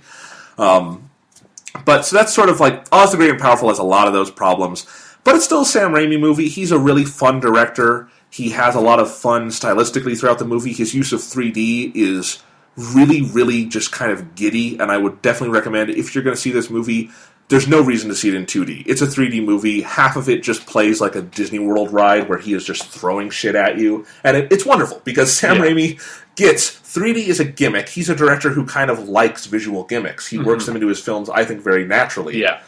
And I could easily imagine some other Sam Raimi films being in this format. So, if he had gotten to direct, Spider-Man 4 instead of them doing the reboot, he probably would have made that in 3D and had Spider-Man just every 5 seconds webbed in the camera. Yeah, I'm thinking of in the Evil Dead movie, one of the Deadites projectile vomiting into the camera. Yeah. He'd do that. Oh, totally. So, Sam Raimi has some fun there. James Franco is very good as the eponymous Wizard of Oz. His name's Oscar Diggs in this movie, and that's actually where the film succeeds best, is it's a good character story about this character. It's thoughtful in how he becomes the wizard. The finale is absolutely spectacular in how it brings together sort of the mythology of the wizard and how he beats the wicked witches. It's a lot of fun there. So anything surrounding the James Franco character, I think, works fairly well, even though it's obviously a very archetypical story. He's this, lying bastard, comes to Oz, everyone mistakes him for someone he isn't, and then he has to prove himself. That's been done a million times. Yeah. That part of it is done reasonably well. But there are other decisions that are just completely inexplicable.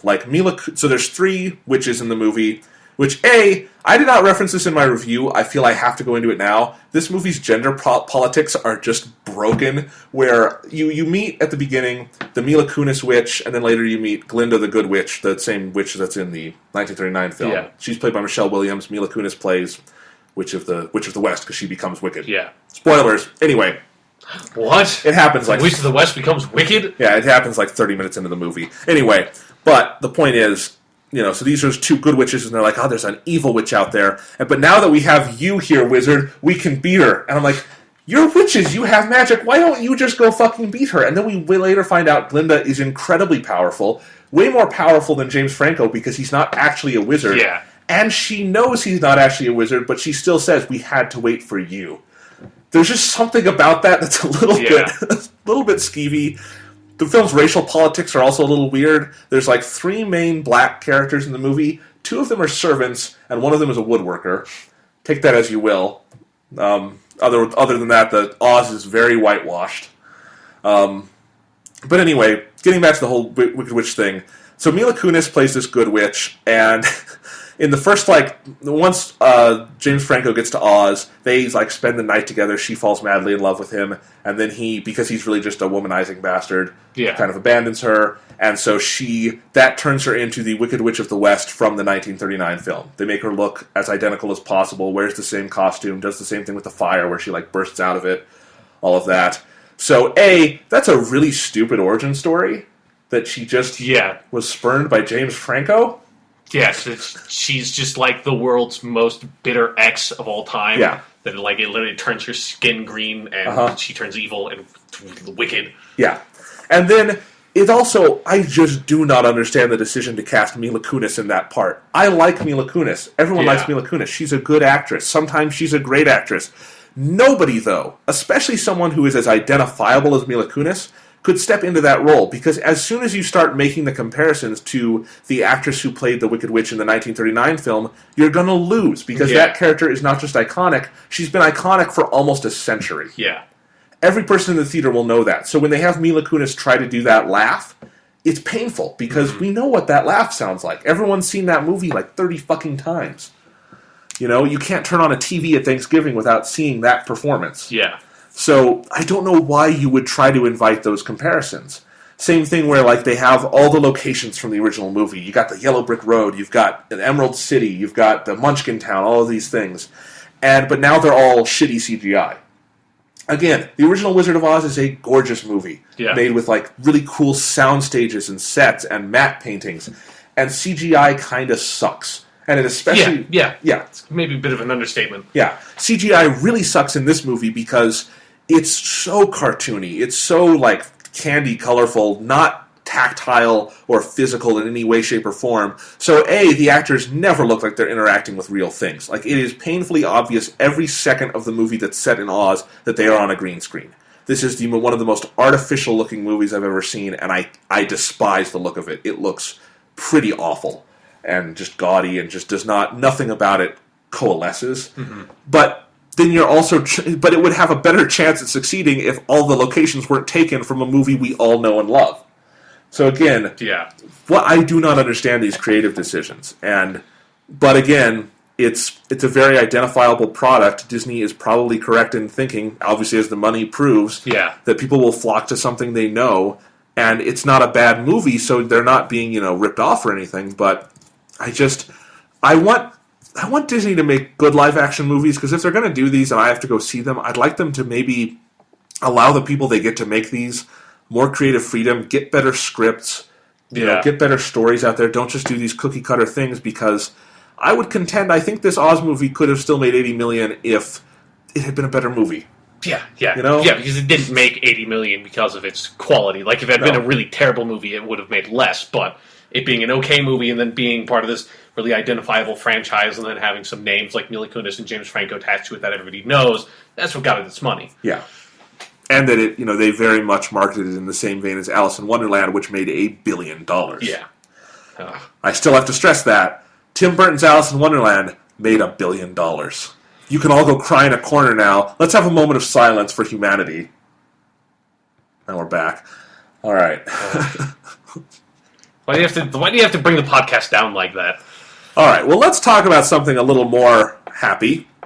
We got some new trailers this week for movies we've been looking forward to. Movies we will be covering extensively on this year's podcast. Undoubtedly. Yes. First of those, and this is really exciting because it was an awesome trailer, and this movie looks so good, and that is Iron Man motherfucking 3. Yes! That is the title. It popped up. Iron Man motherfucking 3. After this trailer, don't you think that's pretty much what it should be called? Yeah, definitely. It looks like Marvel spent all the money on this movie, and I don't just mean all of their money or all of Disney's money. I mean all the money in the world. This movie looks fucking expensive. Yeah. That attack on his house...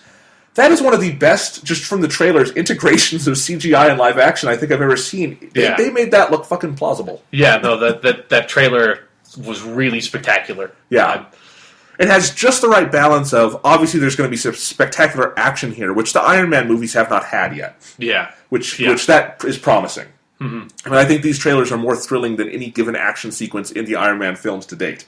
Yeah, I agree. I love Jon Favreau. He's not a good action director. He was good at everything else in those movies. But yeah, it is the weird downfall of modern superhero movies. It's like the thing you would not expect, that modern superhero movies are actually really good, but none of them have good action. Just like, not a fucking one.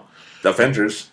Okay, yeah, Avengers, I guess. But other than Avengers is the exception. Well, I think Avengers may have changed things. Yeah, like you can definitely tell Iron Man 3 has influences from how Joss Whedon shot things. But in any case, so hopefully Iron Man 3 will do that well. But this trailer shows that balanced with a lot of good character stuff. Like, clearly this is a movie about Tony Stark again, like Iron Man 1, just dealing with him as a very sort of broken man. Yeah. He's a kind of a fucked up guy, deep down. Mm-hmm. And also, continuing his relationship with Pepper, which we all love, because Gwyneth Paltrow's awesome. Yeah. And doing some more with Rhodey, pushing him in new directions. And having a villain who looks like he's actually threatening. Yeah. Not just another Iron Man. Yeah. Hopefully that movie does not end with the Mandarin getting into a giant Iron Man suit and fighting Iron Man, because that would be really disappointing. Yeah. But what do you think of what we've seen of Ben Kingsley so far? How do you think he's going to be? I mean, we didn't see much. No. Like, he had a handful of lines in the trailer. They did a very similar thing to the Iron Man 2 trailer, where it's like, just have the villain say really dramatic shit over, like, what's ever going on in the trailer. And so, I mean, I think it's going to be good. Yeah. It's like, I can't say anything towards the performance because we just haven't seen that much of it, but I'm excited. There's a couple of lines in the trailer where he sounds really similar to Heath Ledger. Yeah, there's one in particular near the beginning where he sounds, it is a very similar voice. But it's weird because past that line, it doesn't sound like that. It's just like that one particular line near the beginning of the trailer where it's like, that sounds like you just ripped audio from The Dark Knight somehow. Yeah. I don't think they did, but... And made Heath Ledger's voice slightly lower. Yeah. But yeah, I mean, it'll definitely be interesting to see what they do with the Mandarin, because, as you've repeatedly stated, Iron Man really doesn't have any good villains. Yeah. The Mandarin is kind of the closest he has to the iconic adversary. Yeah, but nobody fucking knows who the Mandarin is. But yeah, he's... And they really can't do the Mandarin as he's written in many of the comics, because that would be horribly, horribly racist. Yes, he is called the Mandarin. Yeah. You can make your assumptions about the way he's portrayed based on that name. And from what I've heard from people like press members who've gotten to see a little more of the movie, that their sort of approach to the Mandarin in this film is he's much more of a media-savvy guy who just manipulates image and things like that. That sounds interesting, because that's something that's a good counterpoint to Tony Stark. Yeah. So, I just think all signs point to yes with this one. Marvel is on such a great creative hot streak. I mean, never mind their insane amounts of money. Yeah. Their Scrooge McDuck vaults full of gold they have now from Avengers.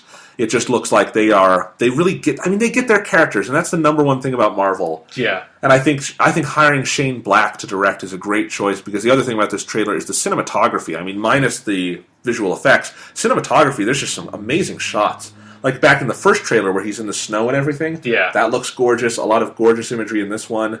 So, really good trailer. There's that part where Tony Stark has a fucking Uzi and his, like, Iron Man gauntlet, and he's, like, shooting both of them at the same time. That's pretty cool. That was my favorite part of the whole trailer, just because I was not expecting all of a sudden to see Tony Stark shooting a gun, and it makes me really curious about how far, like, how much do they beat Tony down to get him to that point where he's just like, I'm just gonna riddle this dude with fucking bullets. Like, fuck it. Fuck repulsor beams. I just need some hot lead right now. Yeah. Well, that'll be interesting to see. Yeah. So I think we're in agreement. Every piece of marketing for Iron Man 3 makes us more excited for this movie. Yeah, definitely.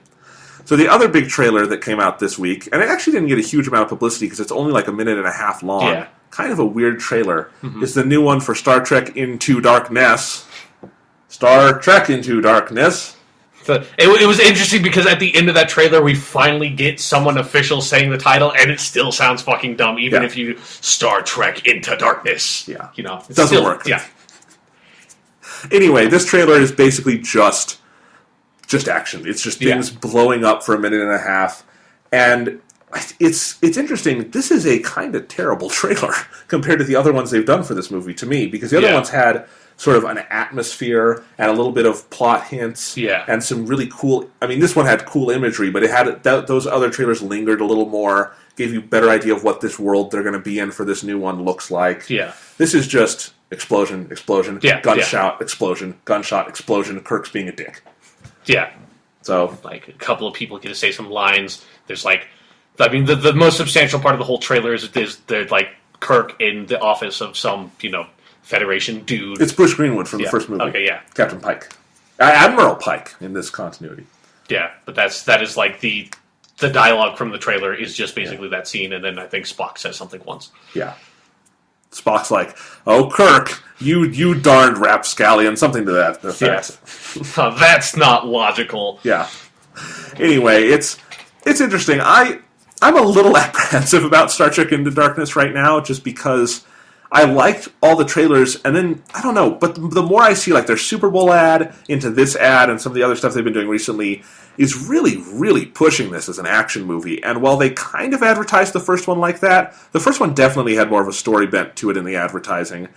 And it also felt a little more Star Trek-y in the advertising. They used, for instance, the Star Trek music. They showed the characters a little more, how they fit into this universe. And I don't know, I almost feel like they're adjusting direction now that they know J.J. Abrams is directing Star Wars, where... I mean, I think it's more because they don't need to advertise this as a Star Trek movie in the sense that it's a Star Trek, like, from the original series kind of thing, because everybody saw and loved the 2009 film, where they're just marketing this as a sequel to that. Yeah. And it is definitely a sequel to that. Like, stylistically, like, ignoring how they marketed the first movie was not a Star Trek movie in the sense of, like, what the old Star Trek movies were like. It's not Star Trek like that. Star Trek is very in-your-face, over-the-top action with a lot of, like, really cheesy but, endearing humor is what that first movie was. And well, it seems like they're kind of, like, marketing this based on that. Yeah, and I don't mind having more action, because that's what the first one did, and it did it very well. Yeah. But, I do hope that does not overwhelm the story, because where the initial Star Trek did feel like a Star Trek movie is the characters were right and the story was right.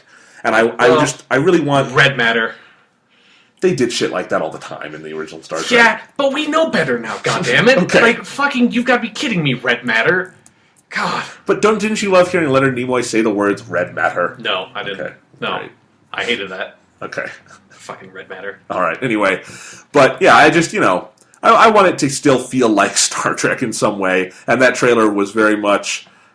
I don't know, they may have just been flashing the words, J.J. Abrams wants to direct Star Wars, because it's like... That's definitely, now that you know he's directing that, if you go back and look at the first Star Trek movie from 2009, or the trailers for this, it's very clear J.J. Abrams' influence on these movies is not Star Trek, it's Star Wars. Yeah, definitely. It's that style of action and effects and things like that. And that's fine, I just, I want to make sure Star Trek Into Darkness has, definitely more of the character focus of the first one, more of the story focus. And if they have, this level of action and property destruction, that's okay as long as they get the other things right. And J.J. Abrams is very good at all that. But it is hard to convey the character side of thing in a trailer like this, especially when you are marketing this movie to the masses. Like, this is not an art house film. This is Star Trek. But as we just said, Star Trek 2009. But we were just talking about the Iron Man 3 trailer, which did that spectacularly well. Yeah. But that is a tricky thing to do. Yeah, it is. It makes a lot more sense to be in your face, like explosions, awesome, Star Trek, because that's what people want. Well, and obviously Paramount has a lot invested in this because they lost Marvel, and that was their cash cow. They need Star Trek to be their cash cow now. And they're about to lose J.J. Abrams too. Yep. So it just sucks for them, I guess. Yeah. I mean... Definitely, the cast of Star Trek keeps saying, no, J.J. Abrams will come back to do Star Trek 3. Shut up. No, he won't. He's doing Star Wars. He's going to be swimming in so much Disney money that he will never come back to you. And I actually would be okay with that, because I think it would be interesting if, after this one, I would like to see them keep this cast and the general aesthetics, but maybe go in a new direction. They get Shane Black to direct it. Sure. He just jumps onto the third movie in any, given nerdy franchise. Yeah, and it just, I think J.J. Abrams made at least we know, one really good Star Trek movie. Yeah. I think Into Darkness will probably be really good also. But he's a Star Wars guy. He's shown that. He's going to go make his Star Wars movie now, which I assume will be very similar to these Star Trek movies, just it will say Wars at the beginning, not Trek. And, that's fine. But I think it would be interesting to see someone use these cast members and definitely all the aesthetics they've made, like the really cool new Enterprise and all that, and maybe tell more Star Trek-y stories, which I think you could do definitely in a third film once you've brought in the bigger audience. Yeah. So I would love to see another like naval battle in space, like from the Wrath of Khan. Yeah, definitely. I would like to have those Star Trek movies too. Yeah. So anyway, but as we just said, J.J. Abrams is, of course, directing Star Wars, and this week we got the most significant piece of news since we learned J.J. Abrams would be directing. Yeah. And that is George Lucas confirmed in an interview that not only are Mark Hamill, Harrison Ford, and Carrie Fisher signed on to star in Star Wars Episode 7 in some capacity, we don't know what, but they have been in discussions on this for a very long time. Yeah. I mean, we should be clear that in the actual interview he said that they were technically, that he had been in talks with Mark Hamill, Harrison Ford, and Carrie Fisher. So he didn't straight out confirm it, but the way he said it made it seem like, oops, I should not have mentioned that this was going on, and so I'm not going to say how those talks turned out, but I think it's pretty obvious that they're going to be in the movie. And he said, his exact quote was, "We had already signed Mark and Carrie and Harrison, or we were pretty much in the final stages of negotiation when the films were announced." Yeah. So that's wild. That's very interesting. So we will be getting, that definitely hammers down. I think this is the most significant piece of news on the film yet, because that hammers down where it's taking place, when it's taking place. Yeah, you know for sure at least it is, going to be set close to, or I guess not that close, but like after the end of the original trilogy. Within their lifetimes. Within their lifetimes, with those characters back, and they're like those characters are going to be involved in some way. So these are direct sequels to the Star Wars movies everyone loves. Yeah. So, how do you feel about this, Sean? It's just, I feel the same way as I've always felt about these movies. Like the fact that they're going to bring back Harrison Ford, Mark Hamill, and Carrie Fisher doesn't change my mind that much. The only one of that crew that I really would have appreciated seeing would come back is Mark Hamill as Luke Skywalker, because I can see a place for him in the movies in a way I can't. I don't know where you'd put Han Solo. Like, other than as for a small cameo, I don't think having Han Solo have any sort of like major plot role, I don't think that would work that well, because he's. There's also a problem with Han in that, Han is used least effectively in Return of the Jedi because his arc is kind of over. Yeah, exactly. He's like Han Solo, and he's also not. Han Solo has no sort of big, or at least like in the expanded universe that I'm familiar with, he has no like really big role. Like he's not, at the very least, Leia is like the head of the new Senate, and Luke is like creating a new Jedi Academy. Han's just sort of palling around doing whatever he wants to do with Chewie now. Like, he has nothing to do. Yeah, and I can definitely see a place for Carrie Fisher, because as you said, head of the new Senate. Yeah, she's like a small, sort of like official role. She and Luke would be working closely in, tandem on these issues. So, and I've always actually sided with Harrison Ford when he said he thought Han Solo should have died at the end of Empire. I think from an arc standpoint, that would have been more true to who Han Solo is, but... that's not to say I don't appreciate having him in Return of the Jedi, because it's Han Solo and I love him, but, that is definitely, he is much less interesting in film 3 once he's a nice guy. So we'll see. It speaks to the apathy I just have for the new Star Wars trilogy that we also learned this week that Harrison Ford will be in Anchorman 2. That excites me. That piece of Harrison Ford casting excites me more than this piece of Harrison Ford casting. And again, Harrison Ford is maybe my favorite actor of all time. Yeah. And it sounds really fun for him to be a foil for Will Ferrell in an Anchorman movie. Yeah. I really love that idea. And I wonder how, what was the pitch meeting for that? Yeah, that's the part of it, I'm just so curious how the fuck that happened. Who came up with that? How did they pitch that to Harrison Ford? Why did Harrison Ford be like, yeah, sure, fuck it, I'll be in Anchorman 2? That makes sense. Anyway, so... Yeah, and I feel pretty similar to you in that, again, I've always been like, I don't really need these movies, but I don't know, this excites me more than some of the other news we've gotten, but you run the risk, as always happens when you bring back beloved characters, of fucking it up. Yeah, I don't think... I just don't think there's that big of a reason to bring them back other than to have them be in very small supporting roles, other than Luke could be a little more major. Yeah. And maybe that's what they'll do. Hopefully that's what they'll do. I do think J.J. Abrams is a director I would trust with these characters, because as we saw in his Star Trek movie, he did a wonderful job by Leonard Nimoy. Yeah. And closing that character out. That's Leonard Nimoy's final appearance as Spock. Worked really well. The difference, though, is that there's no point in the Star Trek verse where Spock's story ends. Yeah. These characters' stories did TV end. characters. Yeah, these characters' stories on film at least did end. Yeah, and I always think of stuff like, Star Trek Generations, for instance, where they bring Kirk back one last time, and he dies. We all know how well that turned out. And he dies falling off a fucking bridge. It's terrible. Yeah.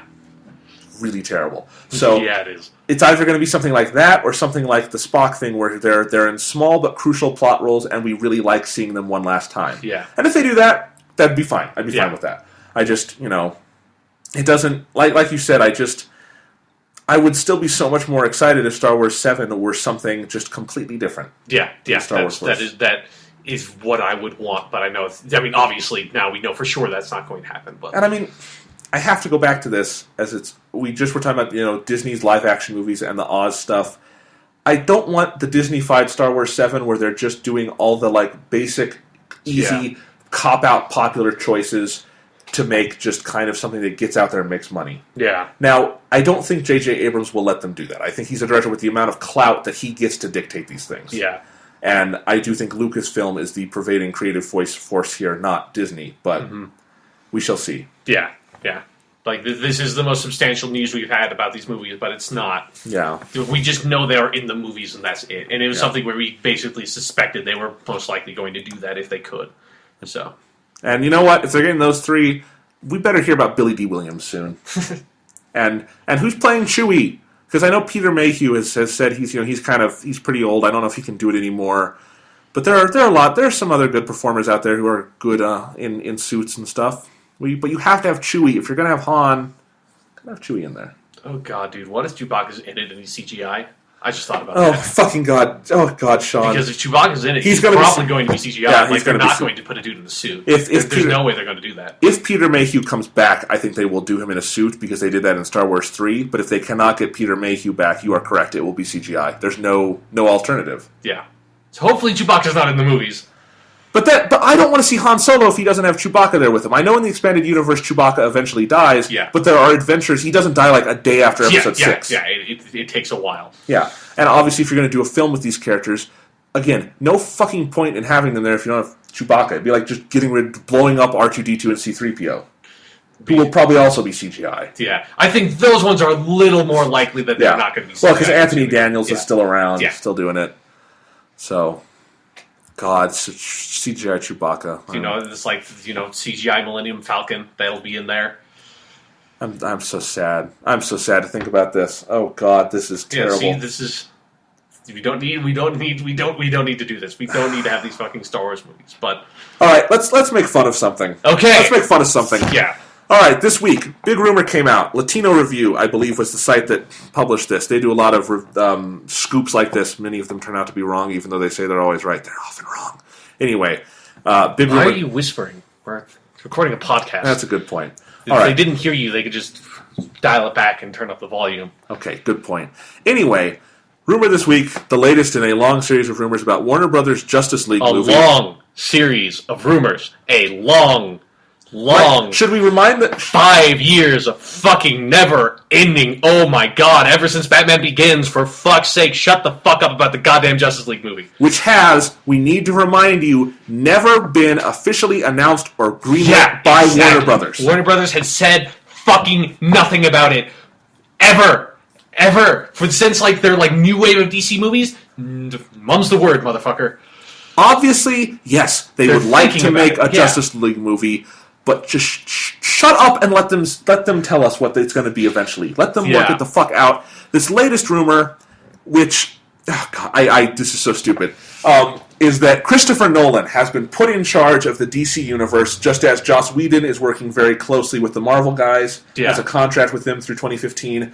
Christopher Nolan has signed a similar deal. He will be overseeing, if not outright directing, the new Justice League movie. David Goyer will be writing it. He wrote the Batman films he did not write Dark Knight Rises, but he wrote the first two. And he has written Man of Steel, and that Zack Snyder will probably be involved, and that not only will the actor Henry Cavill playing Superman play Superman in Justice League, but Christian Bale will return as Batman, the same Batman from the Christopher Nolan films, to play Batman in the new Justice League, Christopher Nolan's Justice League movie.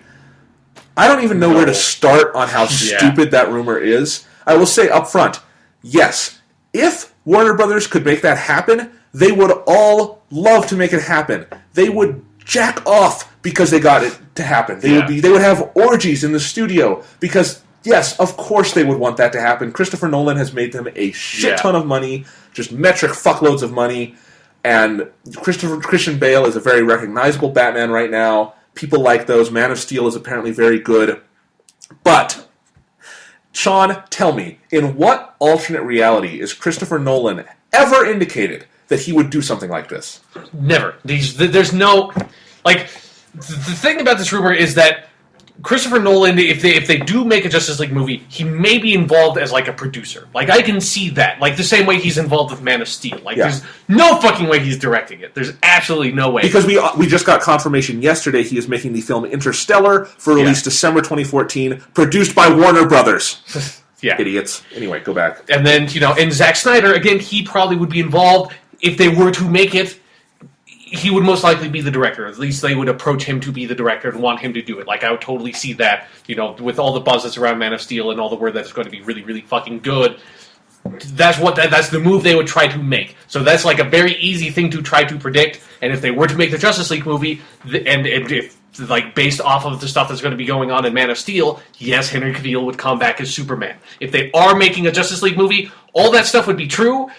Like, but we don't know who's going to direct it. Like, that is the most Zack Snyder maybe, but that's a big maybe. The one thing in this that is so bullshit is never ever going to happen is that Christian Bale comes back as Batman, and then the Justice League movies will be tied into those Batman movies in any fucking way. No, that is not going to happen. Absolutely no way. Because if Christopher Nolan's involved in any way, there's no way he'd ever let that happen because he would fucking know those Batman movies do not mesh with the larger DC universe in any capacity whatsoever. And he made them that way. And he is... very deliberately. Christopher Nolan is... I hate using this word, but it applies to him. He is an auteur. He is a director with a very specific style, specific voice, and he is a man who has made so much money for these studios that he gets to say what's what. And he decided Dark Knight Rises was the finale. He was very adamant about that. The only reason he made it was because they agreed to let him be the last movie. I don't think he would ever work with Warner Brothers again if they just forced him to suddenly, you have to keep continuing your series through Justice League. Yeah. And obviously, he's directing another movie for them. Yeah. He's not going, that would break their relationship. Yeah. I think that's pretty clear. Yeah. And so, and again, as you just said, Christian Bale also... He's not the kind of actor who would do this. He was also very adamant that he was done with Batman after Dark Knight Rises. He doesn't want to play Batman anymore. Yeah. And he's not that Bruce Wayne Batman, that's done. Like, there's nothing to do with that character after Dark Knight Rises. Not a single fucking thing. Yeah. And that's what people liked about Dark Knight Rises, was they ended his story. And again, I would not peg Christian Bale as the kind of franchise guy who would sign on for 3 more Batman movies through Justice League. Yeah. He did 3 Batman movies because he was working with Christopher Nolan. Yeah. Not because he wanted to play the same character over and over again. That's just not the kind of actor he is. Yeah. So, this is stupid. Yeah, it's really stupid. I mean, because half of it is stuff that anybody with a brain can predict is what Warner Brothers is going to try to do if they make a Justice League movie. Yeah. No way have they done this. In no way is that movie in pre-production to the point that they would have people signed on or anything. Yeah, Christian Bale is signed on for other movies. You can't sign him on for a hypothetical production 4 or 5 years down the road. Yeah. So there's no way we can know that this... There's no way that Warner Brothers has done this. So there's no way we can know that they have done this for fucking sure. But it's very easy to predict that if Man of Steel does really well, Warner Brothers is going to try to push forward with the Justice League movie in some way. Like, they're obviously mulling it over, but nothing has happened with it yet. Man of Steel has not come out yet. They haven't seen if it's going to be a financial success on top of what is likely to be a critical success based on the early buzz. It's like, at the very least, Man of Steel has to come out before they think about any of this shit. Or at least they start making concrete plans, which Latino Review reported that they are not only making concrete plans, that the plans are done. It's like, no, shut up. 3 months ago we had a HitFix report that, Joseph Gordon-Levitt was signed on to play Batman in Justice League. Well, no, he wasn't. We know that now. Yeah. Because Joseph Gordon-Levitt is doing other stuff. Yeah. And that was a dumb That would have been, even with, if they had done that, I I would not have seen the Justice League movie. Like that is how dumb that decision would be to bring that character back to play Batman in a Justice League movie where nobody under the fucking sun wants to see Joseph Gordon-Levitt's character as Batman in the Justice League movie. Everybody wants to see Bruce Wayne as Batman in the Justice League movie. Yeah. That would have been the stupidest fucking thing. I think while Warner would obviously love to have a Justice League movie, I think they themselves recognize you need a couple more pieces in place. Yeah, it's not just something you can come the fuck out with, just like, a Justice League movie and just like push it out there and have it be successful just because the Avengers worked. You know, the Avengers was part of a very long process, and that is why it worked. Yeah, I mean, at the very easily could have failed spectacularly. Yeah, and you know, at the very least, what you need to have one of the movies crucial to it out. Yeah. And Man of Steel is not out. And again, it would be like if before fucking Iron Man 1 came out, we heard news about like Chris Evans being Captain America. You know, that's like what we are hearing about. That's like how implausible these rumors are. There's like no way these studios have any idea what's going to happen because they want to see how the existing movies are going to do before they move forward with anything else. Yeah. Obviously, these discussions are taking place, but they're just discussions because you can't sign on people for something that might not get made. Yeah. And there is no guarantee at all that they are going to actually sit down and make a Justice League movie. Yeah. Because Man of Steel could come out and bomb like Superman Returns did. I don't think it's going to, because it's apparently a very good movie, and they're marketing it very well, and it's got Christopher Nolan's name on it, it's got Zack Snyder's name on it, and they've done very smart marketing so far. It's got a good time slot when it comes out in the year, but it could do poorly. Yeah, that is certainly possible. And then if you've already signed on the America's biggest director, and Christian Bale, and all these other people to make your Justice League movie. Henry Cavill, the Superman, in this hypothetical situation where Man of Steel bombed, you wouldn't want him then signed on to be Superman in your Justice League movie. I mean, again, go back to, everyone knows they made their Green Lantern movie assuming they would then maybe be able to work Ryan Reynolds into a Justice League film. Yeah. That didn't work. And so that's why they didn't start making the Justice League movie before Green Lantern came out. It came out, it was a fucking bomb. Nobody liked it, including the people at Warner Brothers. So they smartly went in other directions. Yeah, and that's sort of the problem that Warner Brothers has is that the reason why I don't think the Justice League movie is going to be made in any time soon is because they've messed up too much in the planning process. Yeah, if you look at how Marvel handled the Avengers. That all of the movies that, like Thor, Captain America, Iron Man, all of them were movies that, if they were not great movies, were at least good, okay movies, and they sold well at the box office. Like, there was not a dud other than maybe Incredible Hulk, but even then, wasn't that bad. But people liked it, made money, and the only the bump in the road was the Edward Norton thing. Yeah, exactly. So it's like, that was the biggest bump in the road, and it was not that big a deal. But for Warner Brothers, Green Lantern bombing is a huge deal because Green Lantern is one of the principal members of the Justice League. If you're going to make a Justice League movie, you're going to want to have Green Lantern in there. And or else, that's a big change up if Green Lantern's not in there. Like, I could see them taking him out, but that's a pretty big deal. Yeah, and they can't, and Green Lantern is the kind of character where it would be tough to just introduce him. You can't just toss Green, and that's one of the other things is that, most of the characters other than Superman or Batman, people don't know enough about them that you can just throw the characters in there. Like, nobody knows enough about Green Lantern that you can just have Green Lantern be there and it's okay. For instance, the only characters you could do that are Superman and Batman, and those are the two characters that they've already laid the groundwork for, and they didn't necessarily need to. Obviously, they did it more just because those movies would make a lot of money. But. Well, and even then, we already know Man of Steel was not put into production with the intention of being a Justice League precursor. Zack Snyder was not given those directions making the film. He said that. I think maybe later in production they may have done something. Maybe there's a post-credits kind of thing. I don't know. But, that's not... Zack Snyder was just making a Superman movie. Yeah. And this movie's been in production for a really long time. Mm-hmm. It's been in the planning stages, and it was not planned as part one of a grand master plan. I think the only way DC is ever going to successfully make a Justice League movie, or Warner Brothers, is if they make a separate DC Films division. They need to do that. Yeah. They need to get someone... really get their shit together. They need someone like Kevin Feige over at Marvel, who knows Marvel, gets his shit, and is a good businessman and good film producer who can do all this and head it separately. You can't just have them being made under the normal Warner Brothers branch. Yeah. It's, you're not making the Harry Potter series where you just have, one set of books and you do one every couple of years. Mm-hmm. You're doing something much more complicated than that. Yeah.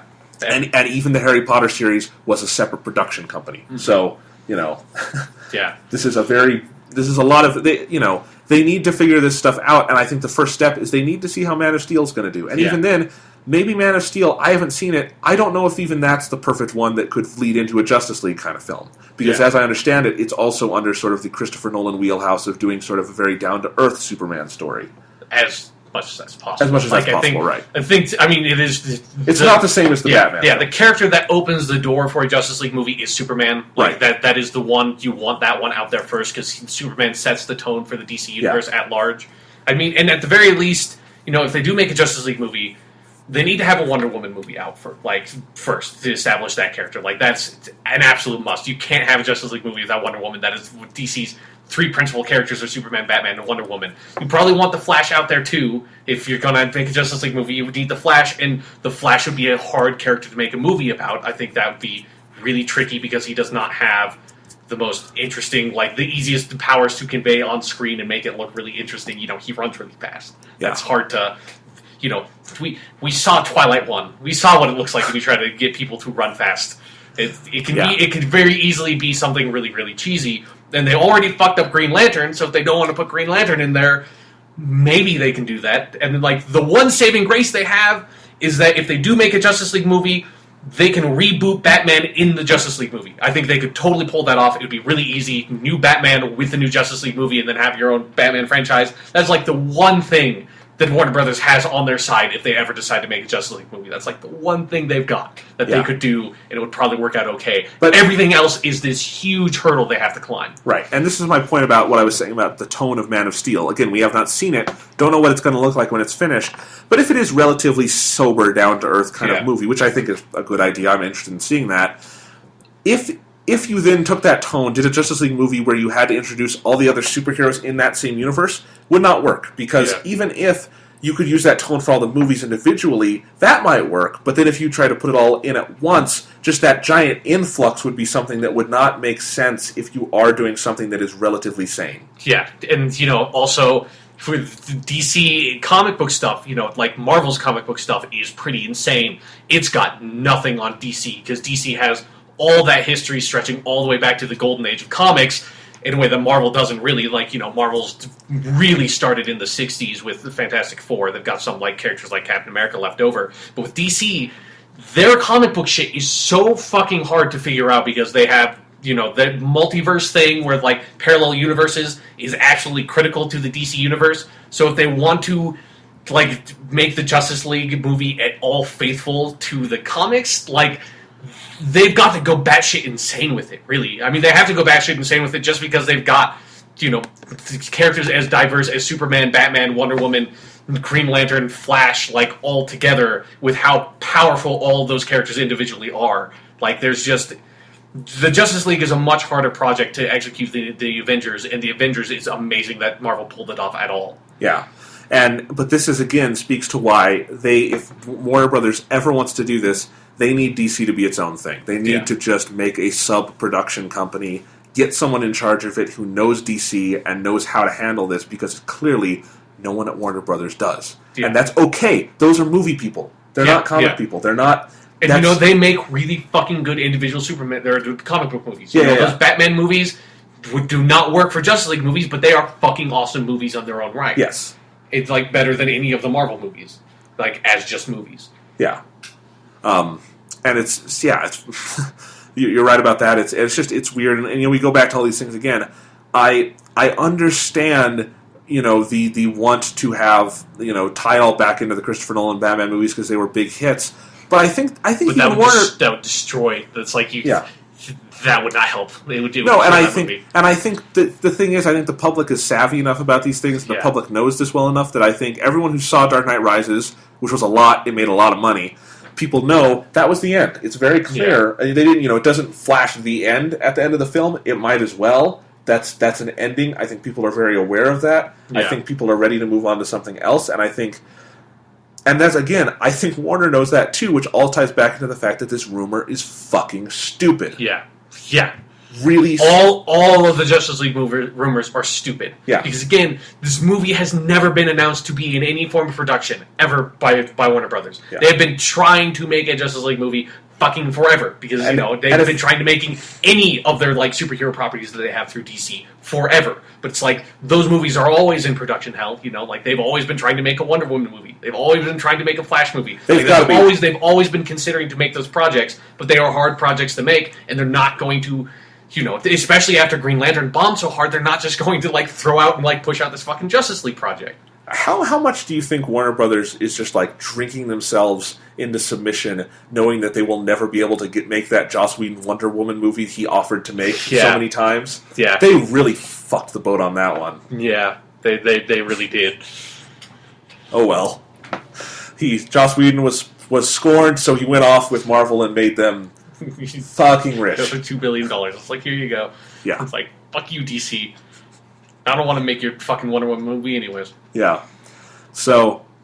I've got Scarlett Johansson now. Yeah. And I think the last thing I would want to say is that if all the details that Latino Review put out there were as solid and set in stone as they claimed they were, there would have been a press conference. There would have been a press release. If they really had all this done, Warner would not hide this. They would be basking in the glow that they had somehow nailed this down, and they would be announcing it to the world because that's called marketing. Yeah, that wouldn't be keeping this huge secret. When Marvel had Joss Whedon and they had the whole cast signed on, they were out 2 years before the movie came out at Comic-Con doing a big press conference. Mm-hmm.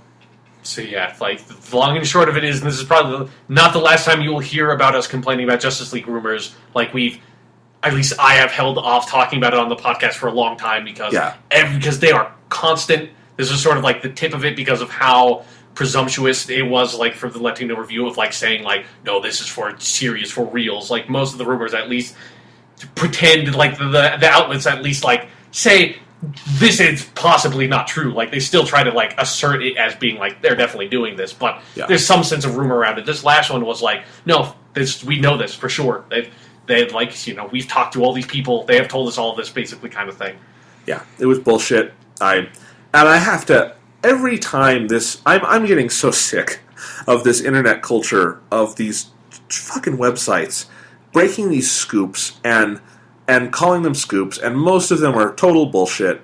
I don't know where they get them from. Maybe they do have sources that were saying these things, but they blow them so out of proportion. It's terrible reporting. It's bad journalistic ethics.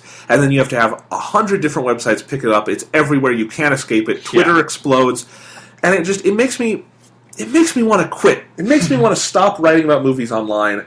And I mean, I don't report on this stuff. I don't write news stuff. I just had to get out of that because I hate reporting on this shit so much. It's just awful.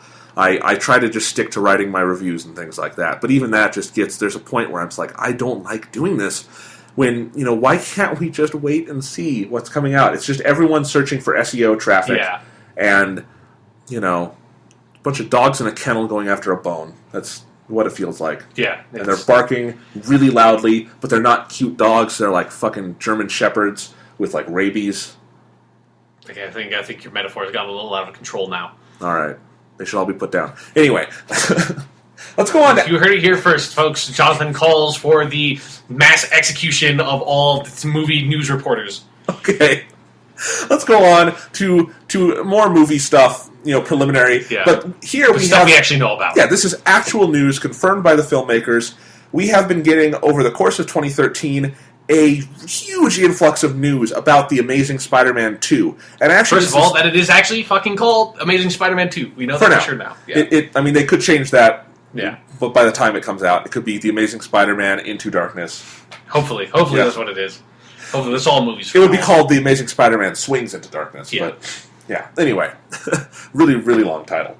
So, and I think it's actually, it ties back into our last discussion. Columbia and Sony have been very smart. Just instead of letting the rumors propagate, just put out a press release. Yeah. Paul Giamatti's The Rhino, put out a fucking press release and shut everyone up. Yeah. So anyway, we've been learning a ton about all these people that are in this movie, and I mean all these people. Yeah. So we've got, obviously, returning, Andrew Garfield as Spider-Man, Emma Stone as Gwen Stacy, Sally Field as Aunt May. Yeah. The expected things. Marc Webb is directing again.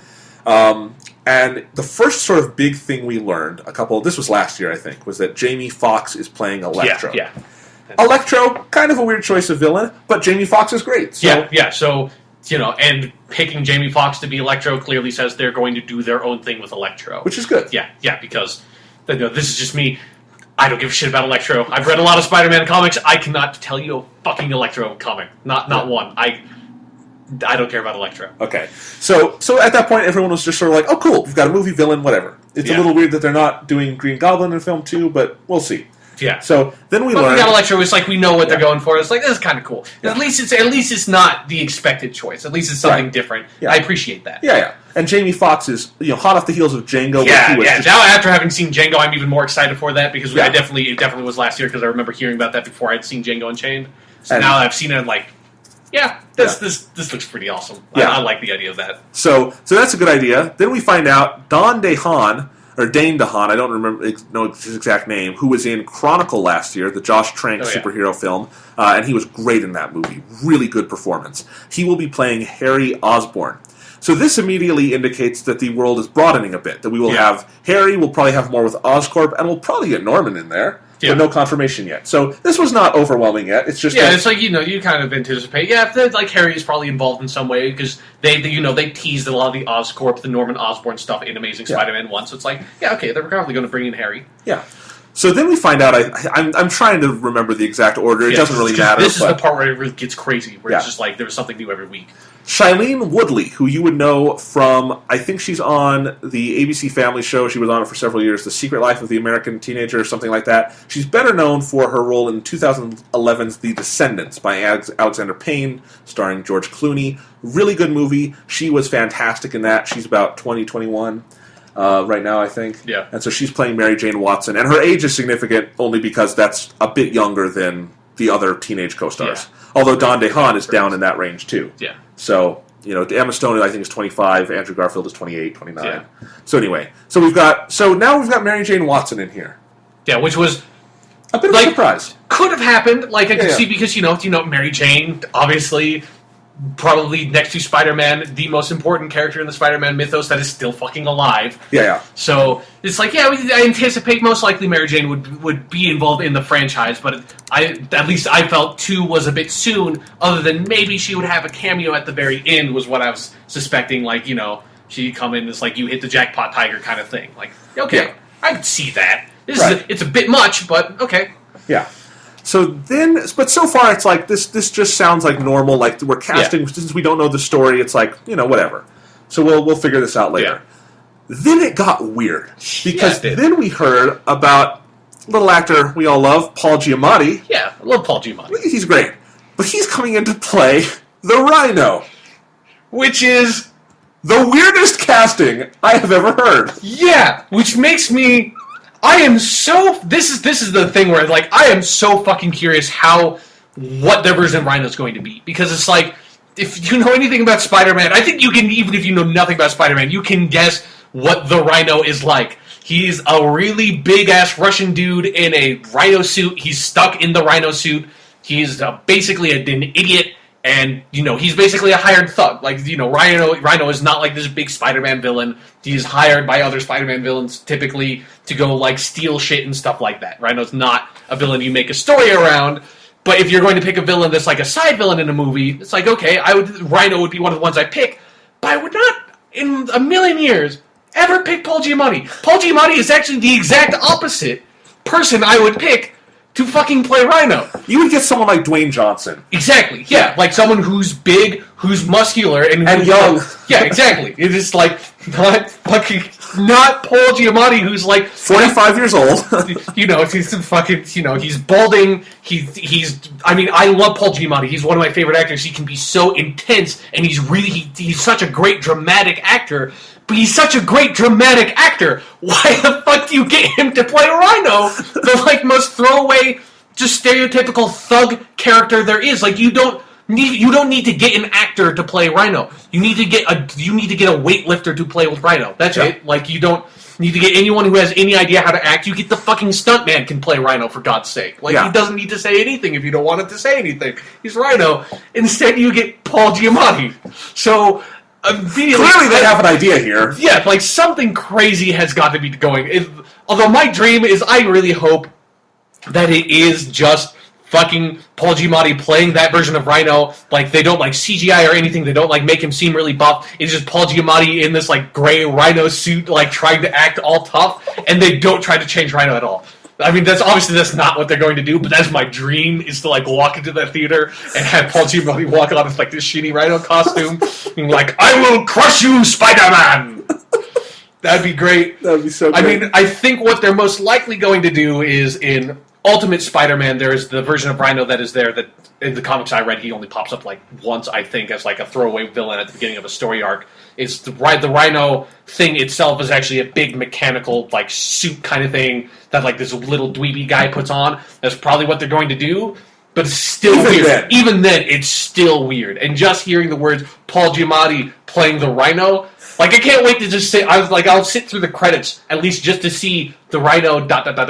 Paul Giamatti. Like, I just want to see that. Yeah, and the thing is, when I first saw the story, I was like, Paul Giamatti in Amazing Spider-Man 2, I was thinking, alright, he's either going to be Norman Osborn, Yeah. maybe they're doing Vulture or something, and Yeah, they get Paul Giamatti. Like, I would, I wouldn't try to do Doc Ock again, but if I did, Paul Giamatti would be a pretty awesome choice to play a really dark Dr. Octopus. I think there's a lot of ways they could go. Yeah. But he's right, like, that's literally the last Spider-Man villain I would expect. Yeah, exactly. He's just... It would be more, yeah. Yeah, anybody else. Like, he would be better playing fucking even Scorpion than Rhino. Like, He'd be better being J. Jonah Jameson. Yeah. That'd be fucking great, actually. Be a very different JJ, but, yeah. Much darker. Yeah. But anyway, so Paul Giamatti's Rhino. So now we're thinking, alright, we've got two main villains, because these are big Spider-Man villains. I mean, not, A-list, but they are notable. They recur a lot in the mythos. We've got Electro, we've got the Rhino. They're both played by big actors. We've got Mary Jane, we've got Harry Osborn, all on top of the initial cast. Yeah. This feels a little crowded. Yeah. But still manageable. Still manageable at this point. Like, I can, ignoring, I don't know how they're going to implement the Rhino, but I can see the Rhino being a villain alongside Electro, like it not fucking everything up. So now here's where we get to the point where everyone's mind is just blown, and this feels like they're making 8 different movies at once. It's like that thing where they make 2 movies back to back, but they're doing it for like 8 movies. Felicity Jones, who you would know from the film Like Crazy, or you might not because it was a little indie film. She's really good in it. It's a really good romantic drama. I would definitely recommend it. She's a great young actress. She's announced to be in the movie. We do not know her exact role yet. So I will put that asterisk. Yeah. But the rumor from everyone who knows about what's going on. You should say, initially, Paul Giamatti playing the Rhino was a rumor until they confirmed it. So, and actually, it was the same with Jamie Foxx. Yeah. So all the rumors have been spot on about this film. So Felicity Jones is apparently playing Felicia Hardy. Yeah, the Black Cat. Explain to the people who the Black Cat is really quick, so we can explain how crazy this is. Okay, yeah. So, Black Cat is basically Catwoman, only that Black Cat is actually, when you think of Catwoman, Black Cat did that Catwoman first. Everyone thinks that Black Cat is, ripped off Catwoman. Totally different. Catwoman was a completely different character before Black Cat came around. But Black Cat is basically, Peter's, 4th love interest, and it's, when he's already with Mary Jane, and sort of he's struggling with his, as he constantly does, with his Peter Parker life and his Spider-Man life. His sort of Peter Parker romance life is all focused around Mary Jane, but as he's sort of being drawn to his Spider-Man personality, he has this girl, Black Cat, who's also a superhero, but sort of an anti-hero, Catwoman think of, the kind of thing going on, and sort of he's attracted to her, and she sort of draws him more into his Spider-Man personality. And so she is a major supporting character. She's a character I've always wanted to see this character portrayed on film, because I think one of the key parts of the Spider-Man mythos is Peter's love life. That is where actually the majority of the drama really comes from if you look at it in these stories. And Black Cat's one of my favorite characters because she plays that dichotomy between Peter as Peter and Peter as Spider-Man so well, where his other love interests don't do that for him. And so, I've always wanted Black Cat, but she's a major supporting character. If you're going to do Black Cat, you need to do Black Cat. Like, she's a full, you have to do Black Cat and Felicia Hardy. Like, you have to establish both those personalities. Black Cat has to be prominent. Black Cat has to be in, like, action scenes and stuff. Kind of like Black Catwoman in Dark Knight Rises. Yeah, exactly. Like, she has to be heavily involved, like, a significant part of that movie. On the posters. Yeah, exactly. Yeah, she's going to, like, it's fucking Black Cat. So, we have, and I will say, Felicity Jones is actually, I think, fairly sensible casting, because Black Cat is a little older than Peter. Definitely. Felicity Jones is 29, and I think she can read as old as they need her to, because she is a very mature young actress. Yeah. And she's 29. Andrew Garfield is in that age range. I think it could bring out sort of the maturity of the Andrew Garfield persona of Spider-Man, because his Spider-Man is obviously, he plays him as a high schooler, but he's 28. Yeah. And so that would work well, those two actors acting opposite each other. So that sounds like it could happen, but how the fuck do you implement this with Electro and Rhino and Mary Jane and Gwen Stacy and Harry Osborn? Yeah, so basically what we've got, because like Black Cat is like the linchpin for this stuff, because she is his third love interest in this movie, and the third other costume superhero outside of Spider-Man. Yeah. It's like 4 total so far. That's fucking crazy. That is so much. It is enough to try to handle one villain and having 3 different love interests, or it's enough having like one love interest and maybe 2 or 3 like villain characters. And, Black Cat's not a villain, but she plays like an anti-hero villain-ish role, so she like kind of occupy that spot. Having both of that? How the fuck do you do that? Like, this is the part where my mind got blown. But here's the thing. You think your mind can only get blown once, but there's more. There's so much more, Sean. Because this next piece of news, this isn't even casting yet. Yeah. This is, Marc Webb has been making little updates on Twitter about the movie. And Marc Webb is actually pretty savvy, some of the things they've been doing. Just releasing some pictures. And, like really cryptic sort of hints at what might be going on in the movie, but doesn't like really say anything about it. Yeah. So one of those was a picture of a locker. Do you want to explain exactly what it looked like? Yeah, I believe the number was 21, I want to say. I can't remember specifically. Like that. But it's a locker where, in the Ultimate Spider-Man universe, their version of the Venom character that you may remember from Spider-Man 3, instead of him being an alien symbiote that crash-landed on Earth or came here from the John Jameson's astronaut voyage, like they do in a lot of the spin-off stuff, they in Ultimate Spider-Man, the Venom thing is like this virus that they create, and they I think it's his father created it to cure cancer, and so it's in this like lab, and they're studying it, and Jonathan brought up the picture. It's the locker number 14, and it looks very similar to in Ultimate Spider-Man, the like sort of locker freezer type thing where they keep that file, and it is locker 14 in Ultimate Spider-Man where they keep the Venom virus. Now, there's even more to this. He tweets this picture, and he does it on Don DeHaan's birthday. And he says in the tweet, "Happy birthday."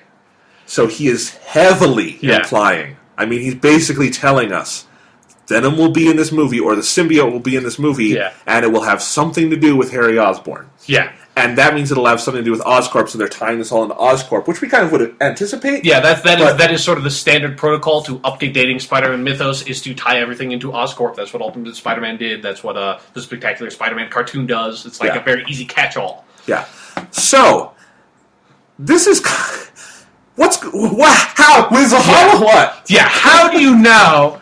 So, you've got Electro, you've got Rhino, you've got Black Cat, and then now also, with your Harry Osborn character, you're at least hinting at, we might be wrong about this, but there's no other way to interpret this about what this means. No. Is that then Harry Osborn is going to get the Venom virus and become Venom, is the best speculation you can do based on those cryptic hints. And if the symbiote is really in the movie, that means who knows what else they could be doing. Yeah. That means they could be doing a whole symbiote arc with Spider-Man himself, as you usually do. Yeah, because it would be very strange if you introduced the symbiote and you did not do the black suit Spider-Man story arc where... he's got the black suit, it gives him a lot of power, he gets really arrogant because of it, it feeds off of his emotions, he realized, this thing is a fucking parasite, I need to get the fuck off, and he gets the fuck off, and then it ends up on Eddie Brock, he becomes Venom. That's the Venom storyline. You at least need to do that Peter Parker stuff, or, what's the point of bringing in Venom? Right. And... I mean, maybe they're setting up something here where it's just a little thing at the end, a cliffhanger for film 3. But even then, you would have to do so much groundwork even to make a cliffhanger make sense. And I would like to note, This was day 3 of shooting when he took this. I assume this is just a set photo. Yeah. Day 3 of shooting. I noticed from set reports, everybody's there. Andrew Garfield, Emma Stone. So this is a main thing they're doing in the movie. So how the fuck do you send this? This is the point where we go from, like, I think actually it was probably Black Cat, but even further now, where I cannot come up. We as we said before, with Electro or Rhino or Harry or Mary Jane, we can imagine a film where you amalgamate all these things. I could definitely write that movie. But then you get to Black Cat, and it's like, I have no idea how you do that. I don't know how you integrate that character with all the other stuff going on.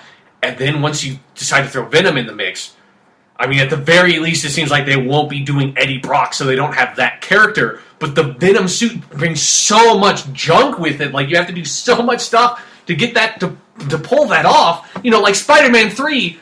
that entire movie was about the Venom suit. Like, they had the Sandman stuff going on, too, but the main character thrust for Spider-Man was him dealing with the fucking all the shit around the black suit. And you have to do basically all of that to do the black suit storyline, as far as it's, like, been represented in the comics, unless you do something really crazy. And I also don't think you can just pull it out of your ass in the second movie when he's been Spider-Man for a month. Yeah, exactly, yeah. He needs to be a little more established as Spider-Man, or else you don't have the sort of connection with him that it feels really significant when all of a sudden he starts acting really aggressive and stuff like that. So, we're already so far past the breaking point in terms of how crazy this is. And then we get the final, and I assume this will be the final piece because they are shooting the movie. I don't know how much it'd more. It'd be weird if more stuff came out now, where we have Morbius the Living Vampires in it or something. But who the fuck knows? We announced, and this was an official press release, there was never a rumor or anything, it just came out, Chris Cooper is playing Norman Osborn. Now, this is fantastic casting. Yeah. I love Chris Cooper. Norman Osborn's a cool character. Chris Cooper's perfect for that. But there was no time to enjoy this because now it's like, what the fuck? Yeah. So now we know they are at least doing Norman, probably doing the Green Goblin or setting the Green Goblin up. Yeah. But setting the Green Goblin up and setting Venom up at the same time in a movie where Spider-Man also is fighting both Electro and Rhino and dealing with a relationship with Gwen and Mary Jane and Black Cat. Yeah. And his budding friendship with Harry Osborn. And a symbiote which is attached itself to his suit. And then his friend becoming Venom. Yeah. Which is... This is so much. This is, as someone who has read a lot of Spider-Man comics, like, it blows my mind because it's like my brain is constantly trying to think of all the different ways you can try to connect Spider-Man storylines and shit with all these different characters. Where it's just like, I mean, I think one of the smart things is with Harry Osborn cutting out Eddie Brock and having Harry Osborn take his place. The more I think about it, the more that makes sense because obviously. After Amazing Spider-Man 1 came out and they did the Gwen Stacy stuff, they were setting up in the background Norman Osborn stuff. The clear path these movies were taking at the time, in my mind, and I think in everybody's mind who knew anything about the comic books, is they're going to do the death of Gwen Stacy. Like, if you're going to do Gwen Stacy, you're going to do Green Goblin, Green Goblin's going to kill Gwen Stacy. It's one of the most famous stories in all of comic books. You fucking have to do that. And heavily involved in that story is also...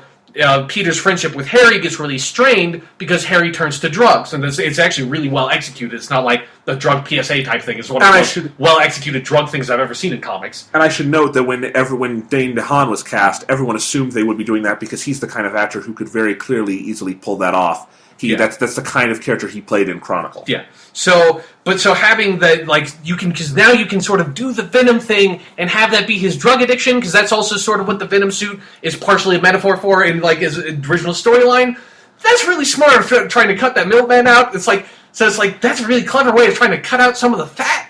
But they've got so much fat on this movie that making that one clever little twist, it's not going to be enough. Like, I have no earthly idea how the fuck they're going to do all of this. And what's so weird is that part of this is incredibly exciting because it's so... For once, we genuinely have no idea what's going on in a superhero movie. Yeah, I have no fucking clue. But we also have no fucking clue, and that's a little worrisome. Yeah, because in my mind, I have absolutely no goddamn idea how they're going to pull this off. Like, I mean, let me read the official studio synopsis. The day they started shooting, they released this press release, and the studio synopsis is, for Peter Parker, life is busy. That's an understatement. Yep. Jesus. In this movie, at least. Between taking out the bad guys as Spider-Man and spending time with the person he loves, Gwen Stacy, high school graduation cannot come quickly enough. So we also know they're doing graduation stuff here. Yeah, so we have a general timeline. He's probably been Spider-Man for a couple of years. This will probably be set around the graduation. Peter has not forgotten about the promise he made to Gwen's father to protect her by staying away, but that is even though that's not necessarily evidenced by the last shot of the original movie, but that is a promise he cannot keep. Things will change for Peter when a new villain, Electro, emerges, and an old friend, Harry Osborn, returns, and Peter uncovers new clues about his past. So, we know, so this just confirms the Electro thing. Yeah. So it's kind of interesting. They all the other stuff is kind of being kept hidden, plot-wise. Yeah. They do say Harry Osborn is an old friend. Yeah. That means there's more plot stuff here that we're going to need to go into, and they're doing more about the stuff about his past. So now we just have these extra plot elements in with all this other stuff.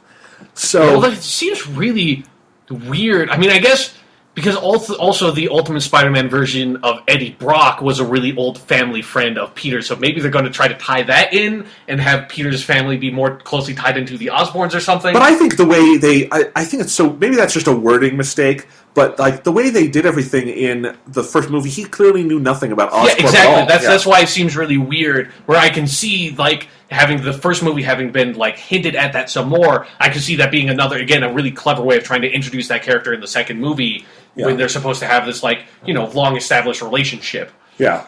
So... But that's... So there's really just reading that plot synopsis, there's no room for all this other stuff, obviously. And then, obviously, Amazing Spider-Man 1 already has its own unique plot baggage around, like, Peter's parents and stuff like that they never really did anything with in the first movie that they obviously need to follow up on. And the Lizard is still alive. Like, they did not kill him at the end of that movie, so, like, he could very easily be involved in some way. I think it was a very deliberate decision not to kill off that character. Yeah. Well, and going back to the first film, I think one of the things you and I both liked about that movie was it was a very sane Spider-Man film, down to earth, just the one villain, and it was very focused. Yeah. And that doesn't seem to be the direction they're going in. No, it doesn't. So yeah, just to recap, we've got Spider-Man, then / Peter Parker, then you've got his love interest, Gwen Stacy. You now have his other love interest that's like sort of the classical love interest that everybody really knows about is Mary Jane come in. Then you've also got another love interest, which is Black Cat / Felicia Hardy. She comes in, she's involved in some way, and she's tied into all the superhero stuff too. Then on the villain end of things, you've got Electro being what is obviously the principal villain, because he's talked about here. Then you've got Rhino, which we know for sure, Paul Giamatti's playing him, so he's going to be at least like a significant role, because you don't get Paul Giamatti if he's not going to be relatively significant. Then you've also got fucking Norman Osborn, who's involved in some capacity, who's obviously going to become the Green Goblin. And he's significant, it's Chris Cooper. Yeah, exactly. And then also you've got fucking Harry Osborn over here, who has this old friendship with Peter, has this complicated relationship with Norman, his father, and is also somehow tied into the Venom story arc, which is one of the longest, most complicated story arcs from the entire comic series. How the flying fuck do you tie all that in? This is part one of a trilogy. They're doing the Lord of the Rings thing, where they're just going one a year. Amazing Spider-Man 2, parts 1, 2, and 3. Like, yeah, maybe. Like you seriously, there's enough cast members in this single movie with all, like, the plot stuff that would need to revolve around them that you could make 3 movies just with this. Where you've got Electro is the villain in the first one, fucking Rhino is the villain in the second one, Green Goblin is the villain in the third one. But with the others teaming up. Yeah, with Norman Osborn's Venom stuff sort of slowly building up across all 3 of those, coming into a head along with his father in the third movie. Then you've got his relationship with Gwen Stacy in the first one, then moves on into Mary Jane in the second one, and slowly hits his Black Cat stuff, and then Black Cat is the primary love interest in the third one, and then he ends up going back to Gwen Stacy / Mary Jane. So she dies at the end of the third one. Yeah, you've got enough plot stuff just from the casting news in this one fucking movie of new cast members to make 3 fucking Spider-Man movies, and those 3 Spider-Man movies would still be a clusterfuck because of the Venom stuff. Like, I have no idea. Like, the one thing, if this comes out, if there's a fucking dude who comes out and they say he's going to be playing a character named Ben Reilly, who in the comic books is a clone of Peter Parker, tied into the single most complex comic book story arc I have ever seen, the Clone Saga that spanned like 8 fucking years in the comics.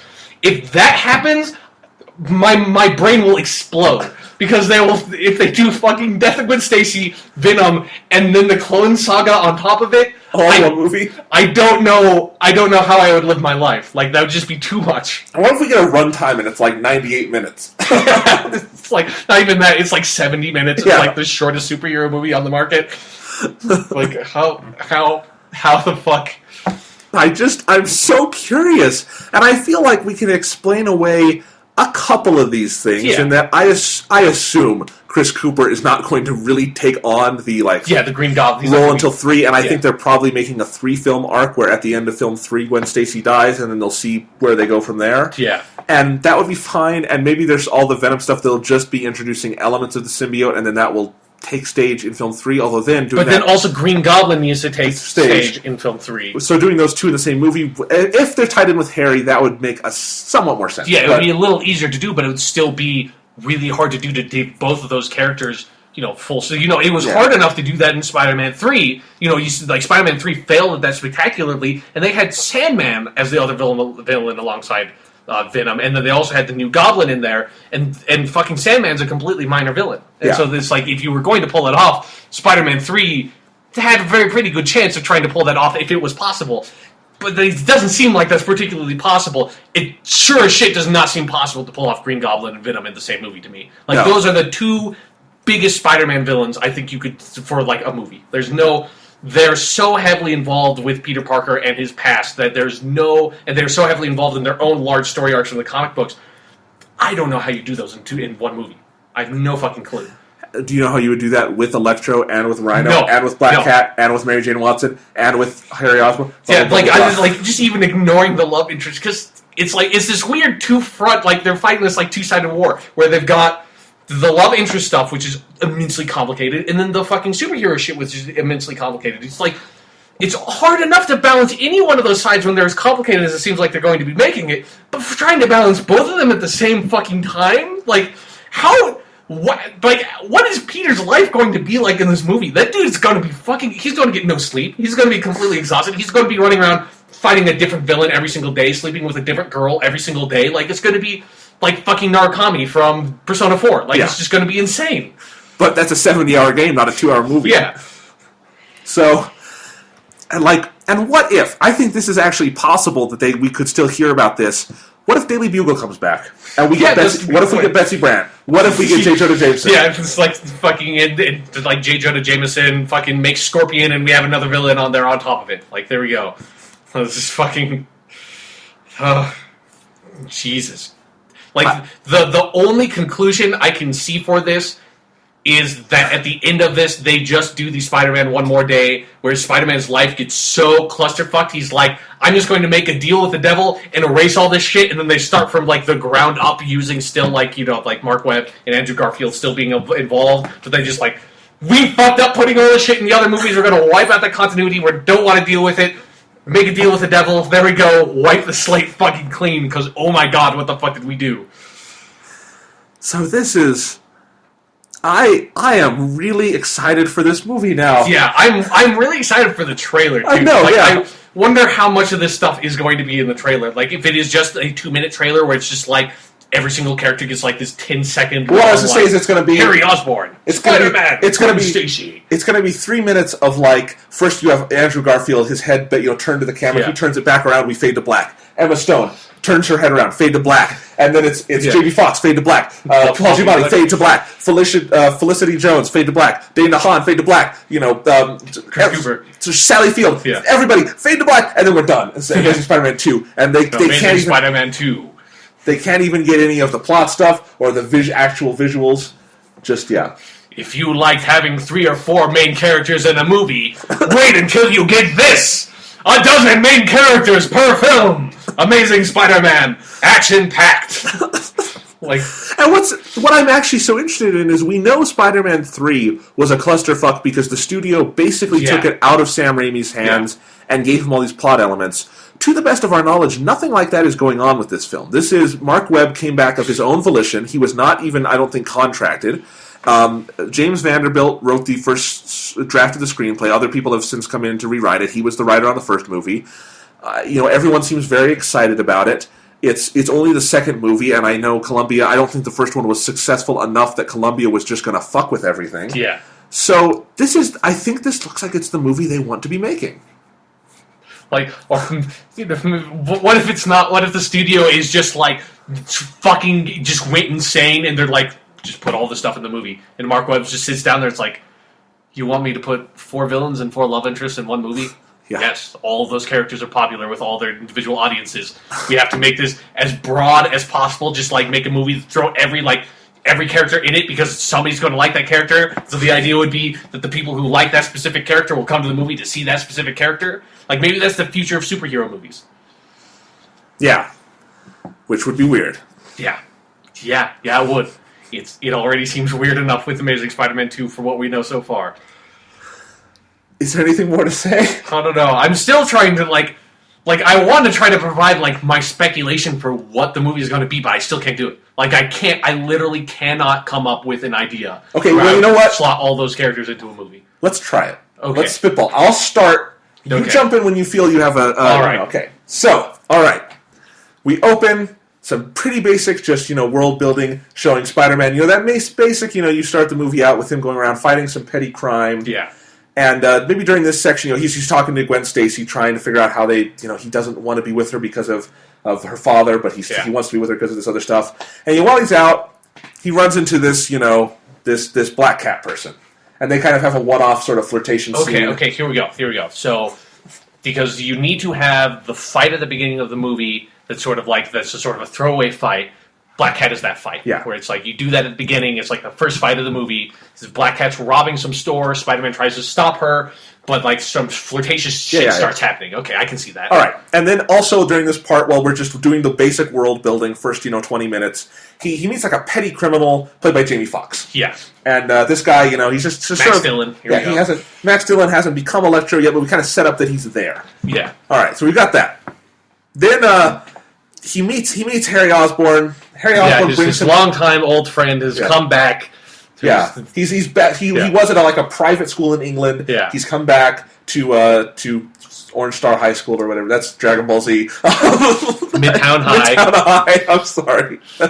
They're very similar. Anyway. They went to Orange Star High School. He meets up with Gohan. Spider-Man becomes Super Saiyan by the end. It's even more crazy than he thought. Yeah, no. They all blow up the world. Meets Harry Osborn. They go to Oscorp, where Harry introduces him to his father, played by Chris Cooper, and we meet a lead scientist kind of guy there, played by Paul Giamatti. Yes, and there's Oscorp is working on something called the Venom Serum, which is like this new miracle cure. Okay, and here we go. Because at the end of the first movie, they sort of were hinting that Norman Osborn was really sick, right? So the Venom Serum is meant to cure whatever Norman Osborn is sick of. Yeah. Okay, so we got that. So now we've established all this. We cut away. We follow a little bit of Max Dillon now. Yeah. Some crazy shit happens, and he becomes Electro. He's a technician. He's working on the fucking the telephone pole during a lightning storm. Lightning strikes it. He gets his superpowers. There we go. Done. Yeah, and he decides it's kind of like the Sandman thing in 3. He's going to go, I don't know, to rob a bank or something. Yeah. So, all right, now we're back to Peter Parker and Gwen, and this is maybe now we introduce Mary Jane. Yeah, because Mary Jane is transfers. It's okay. All of a sudden, it's an anime. She transfers into their class. Yes, the transfer student. She sits next to Peter or whatever. And she's immediately, she has the hots for him. Yeah, hit the jackpot, tiger. Here we go. Yeah, Peter Parker is trying to, that would be great if she gets the empty seat next to him and that's why she says the line. Yeah. That'd be really funny. Yeah. And Gwen is on the other side. Yeah. And Peter's this is... And then all of a sudden he's Scooby-Doo and we all go out in the Mystery Machine solve crimes. So anyway, she's in the movie now. I don't quite know where her plot goes, but we've got everyone in the movie. Yeah. So next, I feel like Peter's got to fight Electro. Okay, yeah, so... Do his first fight. But I'm sorry, how do we connect Electro to the Oscorp stuff? Because you have to in some way. All this stuff has to connect. I think it's got to be a little later. We've got to have at least one fight establishing Electro as sort of this threat. Spider-Man beats him and Electro, No. Spider-Man loses in sort of a stalemate situation where Electro does get away with what he's trying to get. Electro escapes. Spider-Man is not able to go after him because his web fluid ran out, because that scene did not happen in the first movie. Yes, that's got to be it. You're totally right. All right, now I think we've got to do something about the creation of Rhino. Where, he's trying to create this suit. It's kind of like a Doc Ock scenario. Yeah. So he can work with the Venom stuff or do some kind of big experiment. Yeah. Oh, man. I'm trying to. How do you tie in Rhino with the Venom serum? That's those two very different things. But I think that's as good a thing as we can come up with on the spot. Yeah. Okay. Sure. Okay. I will track out the details later. Maybe he doesn't even have a suit. He physically changes into this like big hulking monstrosity with like horns that grow out of his head because of the Venom serum. Let's just do that. That actually makes sense. Because that's a lot easier to do than trying to tie in the suit in any way, because that suit's not scientific. So he wants... So what is his goal now, his motive? Does he want revenge on Norman Osborn? Does he want to get his research back? That's a little too close to Lizard. Yeah, but... Man, that's... Fuck, how the fuck... This is hard to do. Is there a disaster at Oscorp that causes this? Spider-Man tries to stop it. He can't, and so he hates Spider-Man. Maybe Electro robs Oscorp. Like maybe I love this. He goes into Oscorp and he sets off an explosion at Oscorp with his lightning powers because he doesn't have a good handle on them. Like Oscorp has something like, maybe like Max Dillon has like some debts to Oscorp or something like that, so he has some vendetta against them. Sets off this explosion, and that's what infects Paul Giamatti with the Venom serum, and so he kind of goes crazy, transforms into Rhino, and like runs off. You know what would be a fun dynamic here is that Rhino and Electro hate each other, and they're like fighting throughout the movie, so we've got this separate like antagonism in the background. Sure. That could work. Sure. All right. Meanwhile, we got Chris Cooper dying. We've got Harry Osborn being kind of depressed because his father's dying. Yeah. His father's a dick, but he doesn't want him to die. So Peter's trying throughout all this to kind of hang out with Gwen Stacy. But it's like his life has become so stressful because, okay, here we go. His stress from like trying to have Mary Jane's flirting with him so much and Gwen Stacy's getting really jealous of that is making Peter Parker's personal life really stressful. And so that's what pushes him more into his Spider-Man personality and pushes him even closer to Black Cat, who now they're kind of working together like casually like going out solving crimes together, fighting bad guys and just having fun and being really flirtatious about it. And now he's like, this is also helping him relieve the stress of the promise he made to Captain Stacy because now he has someone he can hang out with. He has this other outlet. And he has this other outlet. He's going further and further. Gwen's really worried about him. Yeah. Mary Jane's a pretty minor player here, I think, so far. Yeah. We'll just go with that. And what is sort of the event that's going to bring things to a head? Is it going to be Rhino and Electro going at it in the city, and Spider-Man's got to come in to like pull them apart, 3-on-3 kind of fight? It's like the trick is you need to tie it back into Gwen somehow. I don't know how you make her suddenly central to the event at the end of the movie. But this is not the end. This is like the middle of the movie turning point, some big action scene, because we've gone a little while without... So I like this idea that something happens with Electro and Rhino. They're fucking fighting. Yeah. Spider-Man's got to put a stop to it, and this is sort of our big action centerpiece of the second act or something. Yeah, and at this point... Starts the second act. Yeah, and at this point, Norman Osborn has realized what has happened to Paul Giamatti's character, but doesn't tell anybody else, and he's secretly monitoring him using some stuff. To like a test for what is going on with the Venom serum. And to keep Norman Osborn important to the film. Yeah, exactly. So, okay, we've got this fight. Does Black Cat help him out here? I think so. Yeah, I think because Black Cat's kind of helping him out. Okay. I think maybe Black Cat finds out some information about what Electro or Rhino is doing and tips off Spidey, and they go off to fight them together. Yeah. Okay, so they fight. How does this fight go? Does it end with Electro and Rhino deciding to team up against Spider-Man? I don't know. Like, I want to say at some point Rhino becomes under the sway of Norman Osborn in some way. I think that's how I would do that. Okay. But I don't see Electro and Rhino teaming together particularly. I don't see it either. I was just asking. Yeah, I don't think that. Okay, so there's so many. We're already falling apart. There's so many plates spinning right now. It's like trying to like remember all the characters to like bring them. Like we haven't even mentioned Aunt May. Like I have no idea how Aunt May is involved. She has to be involved. But I don't know like where she comes in. She gives Peter some like words of encouragement at some point. Sure, we can do that. So after this, maybe this like is a wake-up call for Spider-Man. Like he's going to stop just goofing off with Black Cat as much. Yeah. But he still has to beat these guys. But I don't know. I want to say at some point Black Cat goes over to the villain's side. That like there's something going on where because Black Cat's father is also sick with the same disease that Norman Osborn has. And part of her motivation is she is trying to find a way to cure him. And so Norman Osborn uses that to get her on his side because remember in the first movie, Amazing Spider-Man got infected by the spider at Oscorp. So those spiders are also being tested using a form of the Venom serum. So Norman Osborn is also using this whole opportunity as a big test of the Venom serum, and so he's looking at Spider-Man 2. I'm thinking that's what Norman Osborn is. He's going to use Black Cat to get to Spider-Man. Yeah. While he's monitoring Rhino, he sees they're hanging out together in that big fight we talked about. Yeah. Okay. Yeah, so then he uses Black Cat to get at Spider-Man because he sees maybe Spider-Man is the best test example of because obviously Rhino's fucked up. Like Rhino is an example of how the Venom serum went wrong, and Spider-Man is an example of how it went right. So he's using Black Cat to get at Spider-Man to test him even more to find out the limits of it before he risks himself taking the serum. Yeah. Okay, we're still in the second act. We're deep into the second act. What's Harry Osborn doing through all this?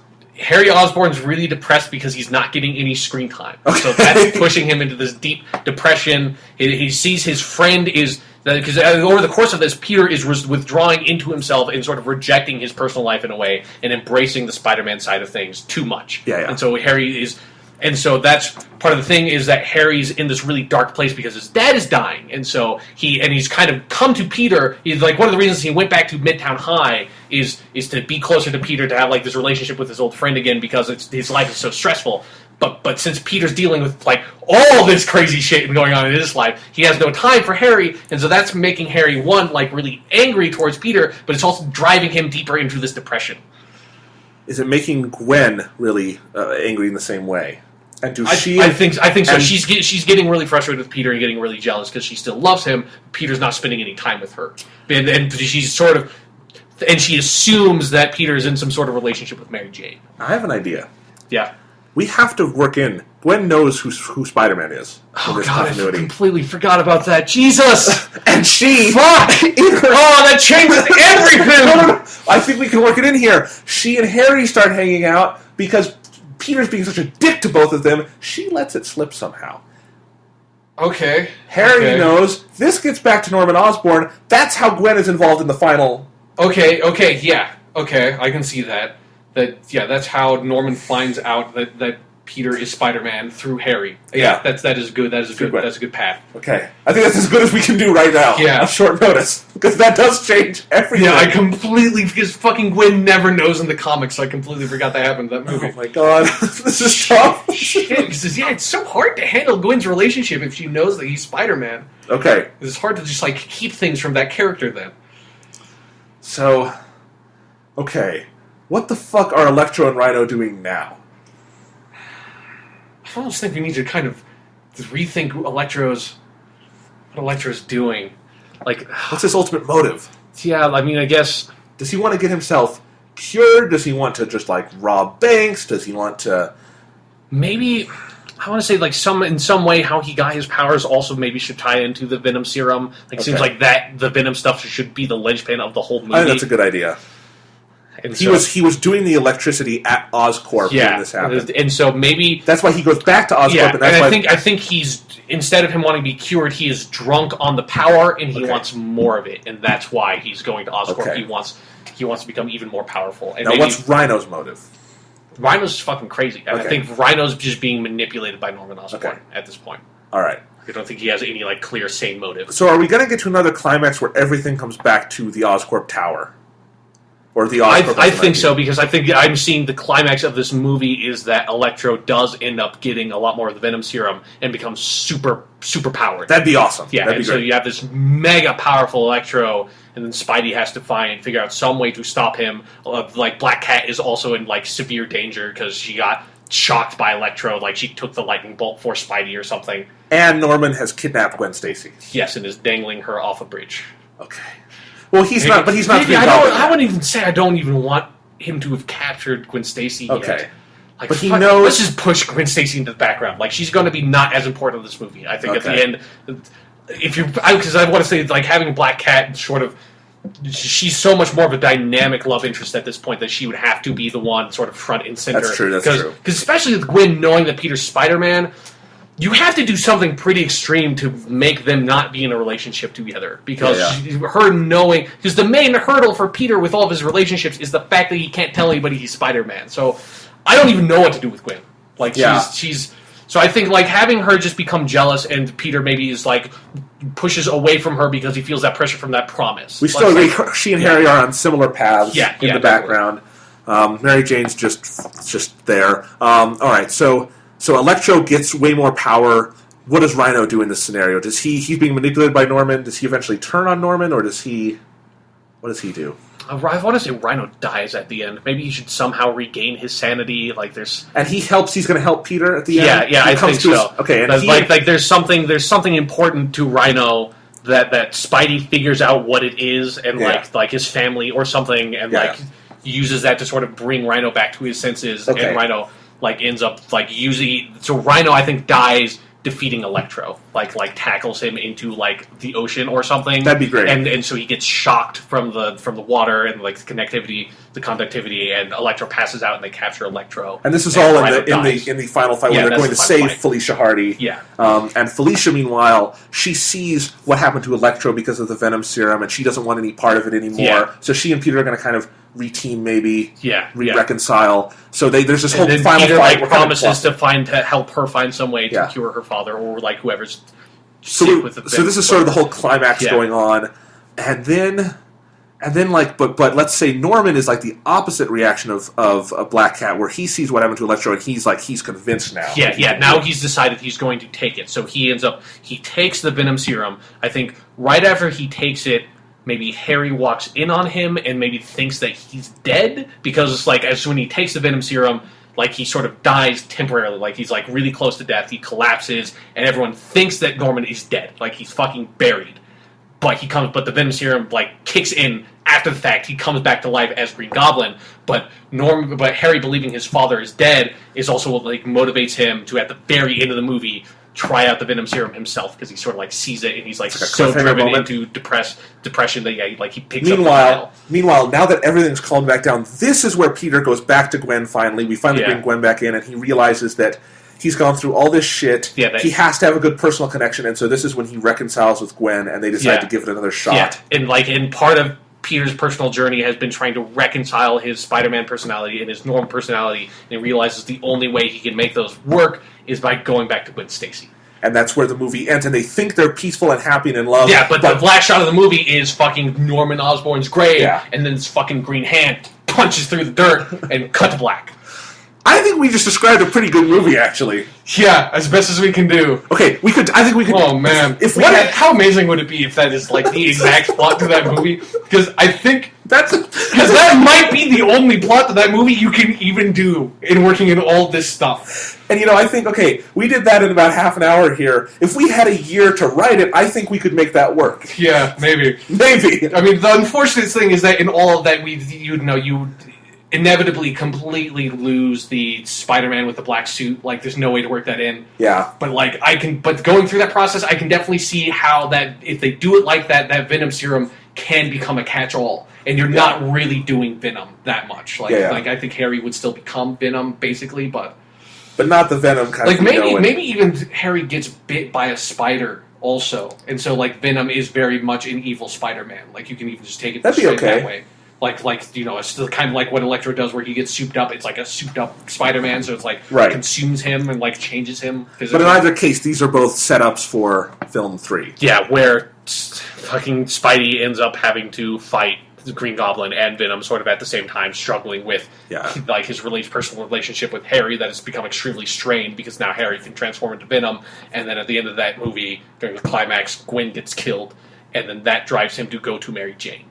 And Black Cat's just like a fuck buddy or something, I don't know. Okay, well, but this movie, I think it works because we've got Electro as the centerpiece of the villains. Yeah, especially for like the fights and everything. Yeah. We've got Rhino worked in there fairly organically. Yeah. We've got Norman doing something in the whole movie. And sort of like being that menacing, like the actual like architect of everything. We've got Black Cat, crucial to everything. Yeah. We've got Gwen, she's in the background, but she's thematically still relevant. Yeah. And we've got a strong character arc for Spidey across the entire movie, where he has to resolve his issues. And then Mary Jane is sort of just there as a catalyst mostly just as a plot device and for some fun scenes in the school, but she's not that important yet, and she has a much more prominent role in the next film. I think this is as good as we could ask for. Yeah. On short notice. I can't believe we actually were able to connect all that stuff. I don't think we forgot anything really major. No? So. All right. Well, Man, that was a mentally exhausting process trying to I come know. up with all that shit. Come back next week for more Sean and Jonathan. Trying to figure out what the fuck Amazing Spider-Man 2 is going to be. The new podcast we're doing. Yeah. Okay. Well, we've almost hit 3 hours on our recording time. As So- long as that Spider-Man movie will have to be 3 Yes. hours. Yeah, I know. Even as we described it, that would be a long fucking Yeah, movie. because that is so many character plots to try to juggle at the same time. Anyway, I'll remind you guys one more time. You can buy my book, Fade to Lack, Critics' Journey Through the World of Modern Film. Visit www.fadetolack.com for full details and links to buy. It's got a review of The Amazing Spider-Man 1. Maybe I'll have to devote a full book to Amazing Spider-Man 2. So I'll write a book about like the history of Spider-Man in like from the framework of what they worked into Amazing Spider-Man 2. There will be many critical texts in the future, but for now, we'll see you next week. With something, I guess. What the fuck? What the fuck's going on, Sean? I don't know. Whole world. StarCraft 2 comes out, but I don't know if I'll be able to play that. No, much I time just by mean then. what the fuck's going on with everything we talked about today. World's going crazy. I don't know. Yeah, that's fucking... I just can't wait till the Justice League movie gets made and we hear about the 27 characters that are in that movie. Yeah. God save us all.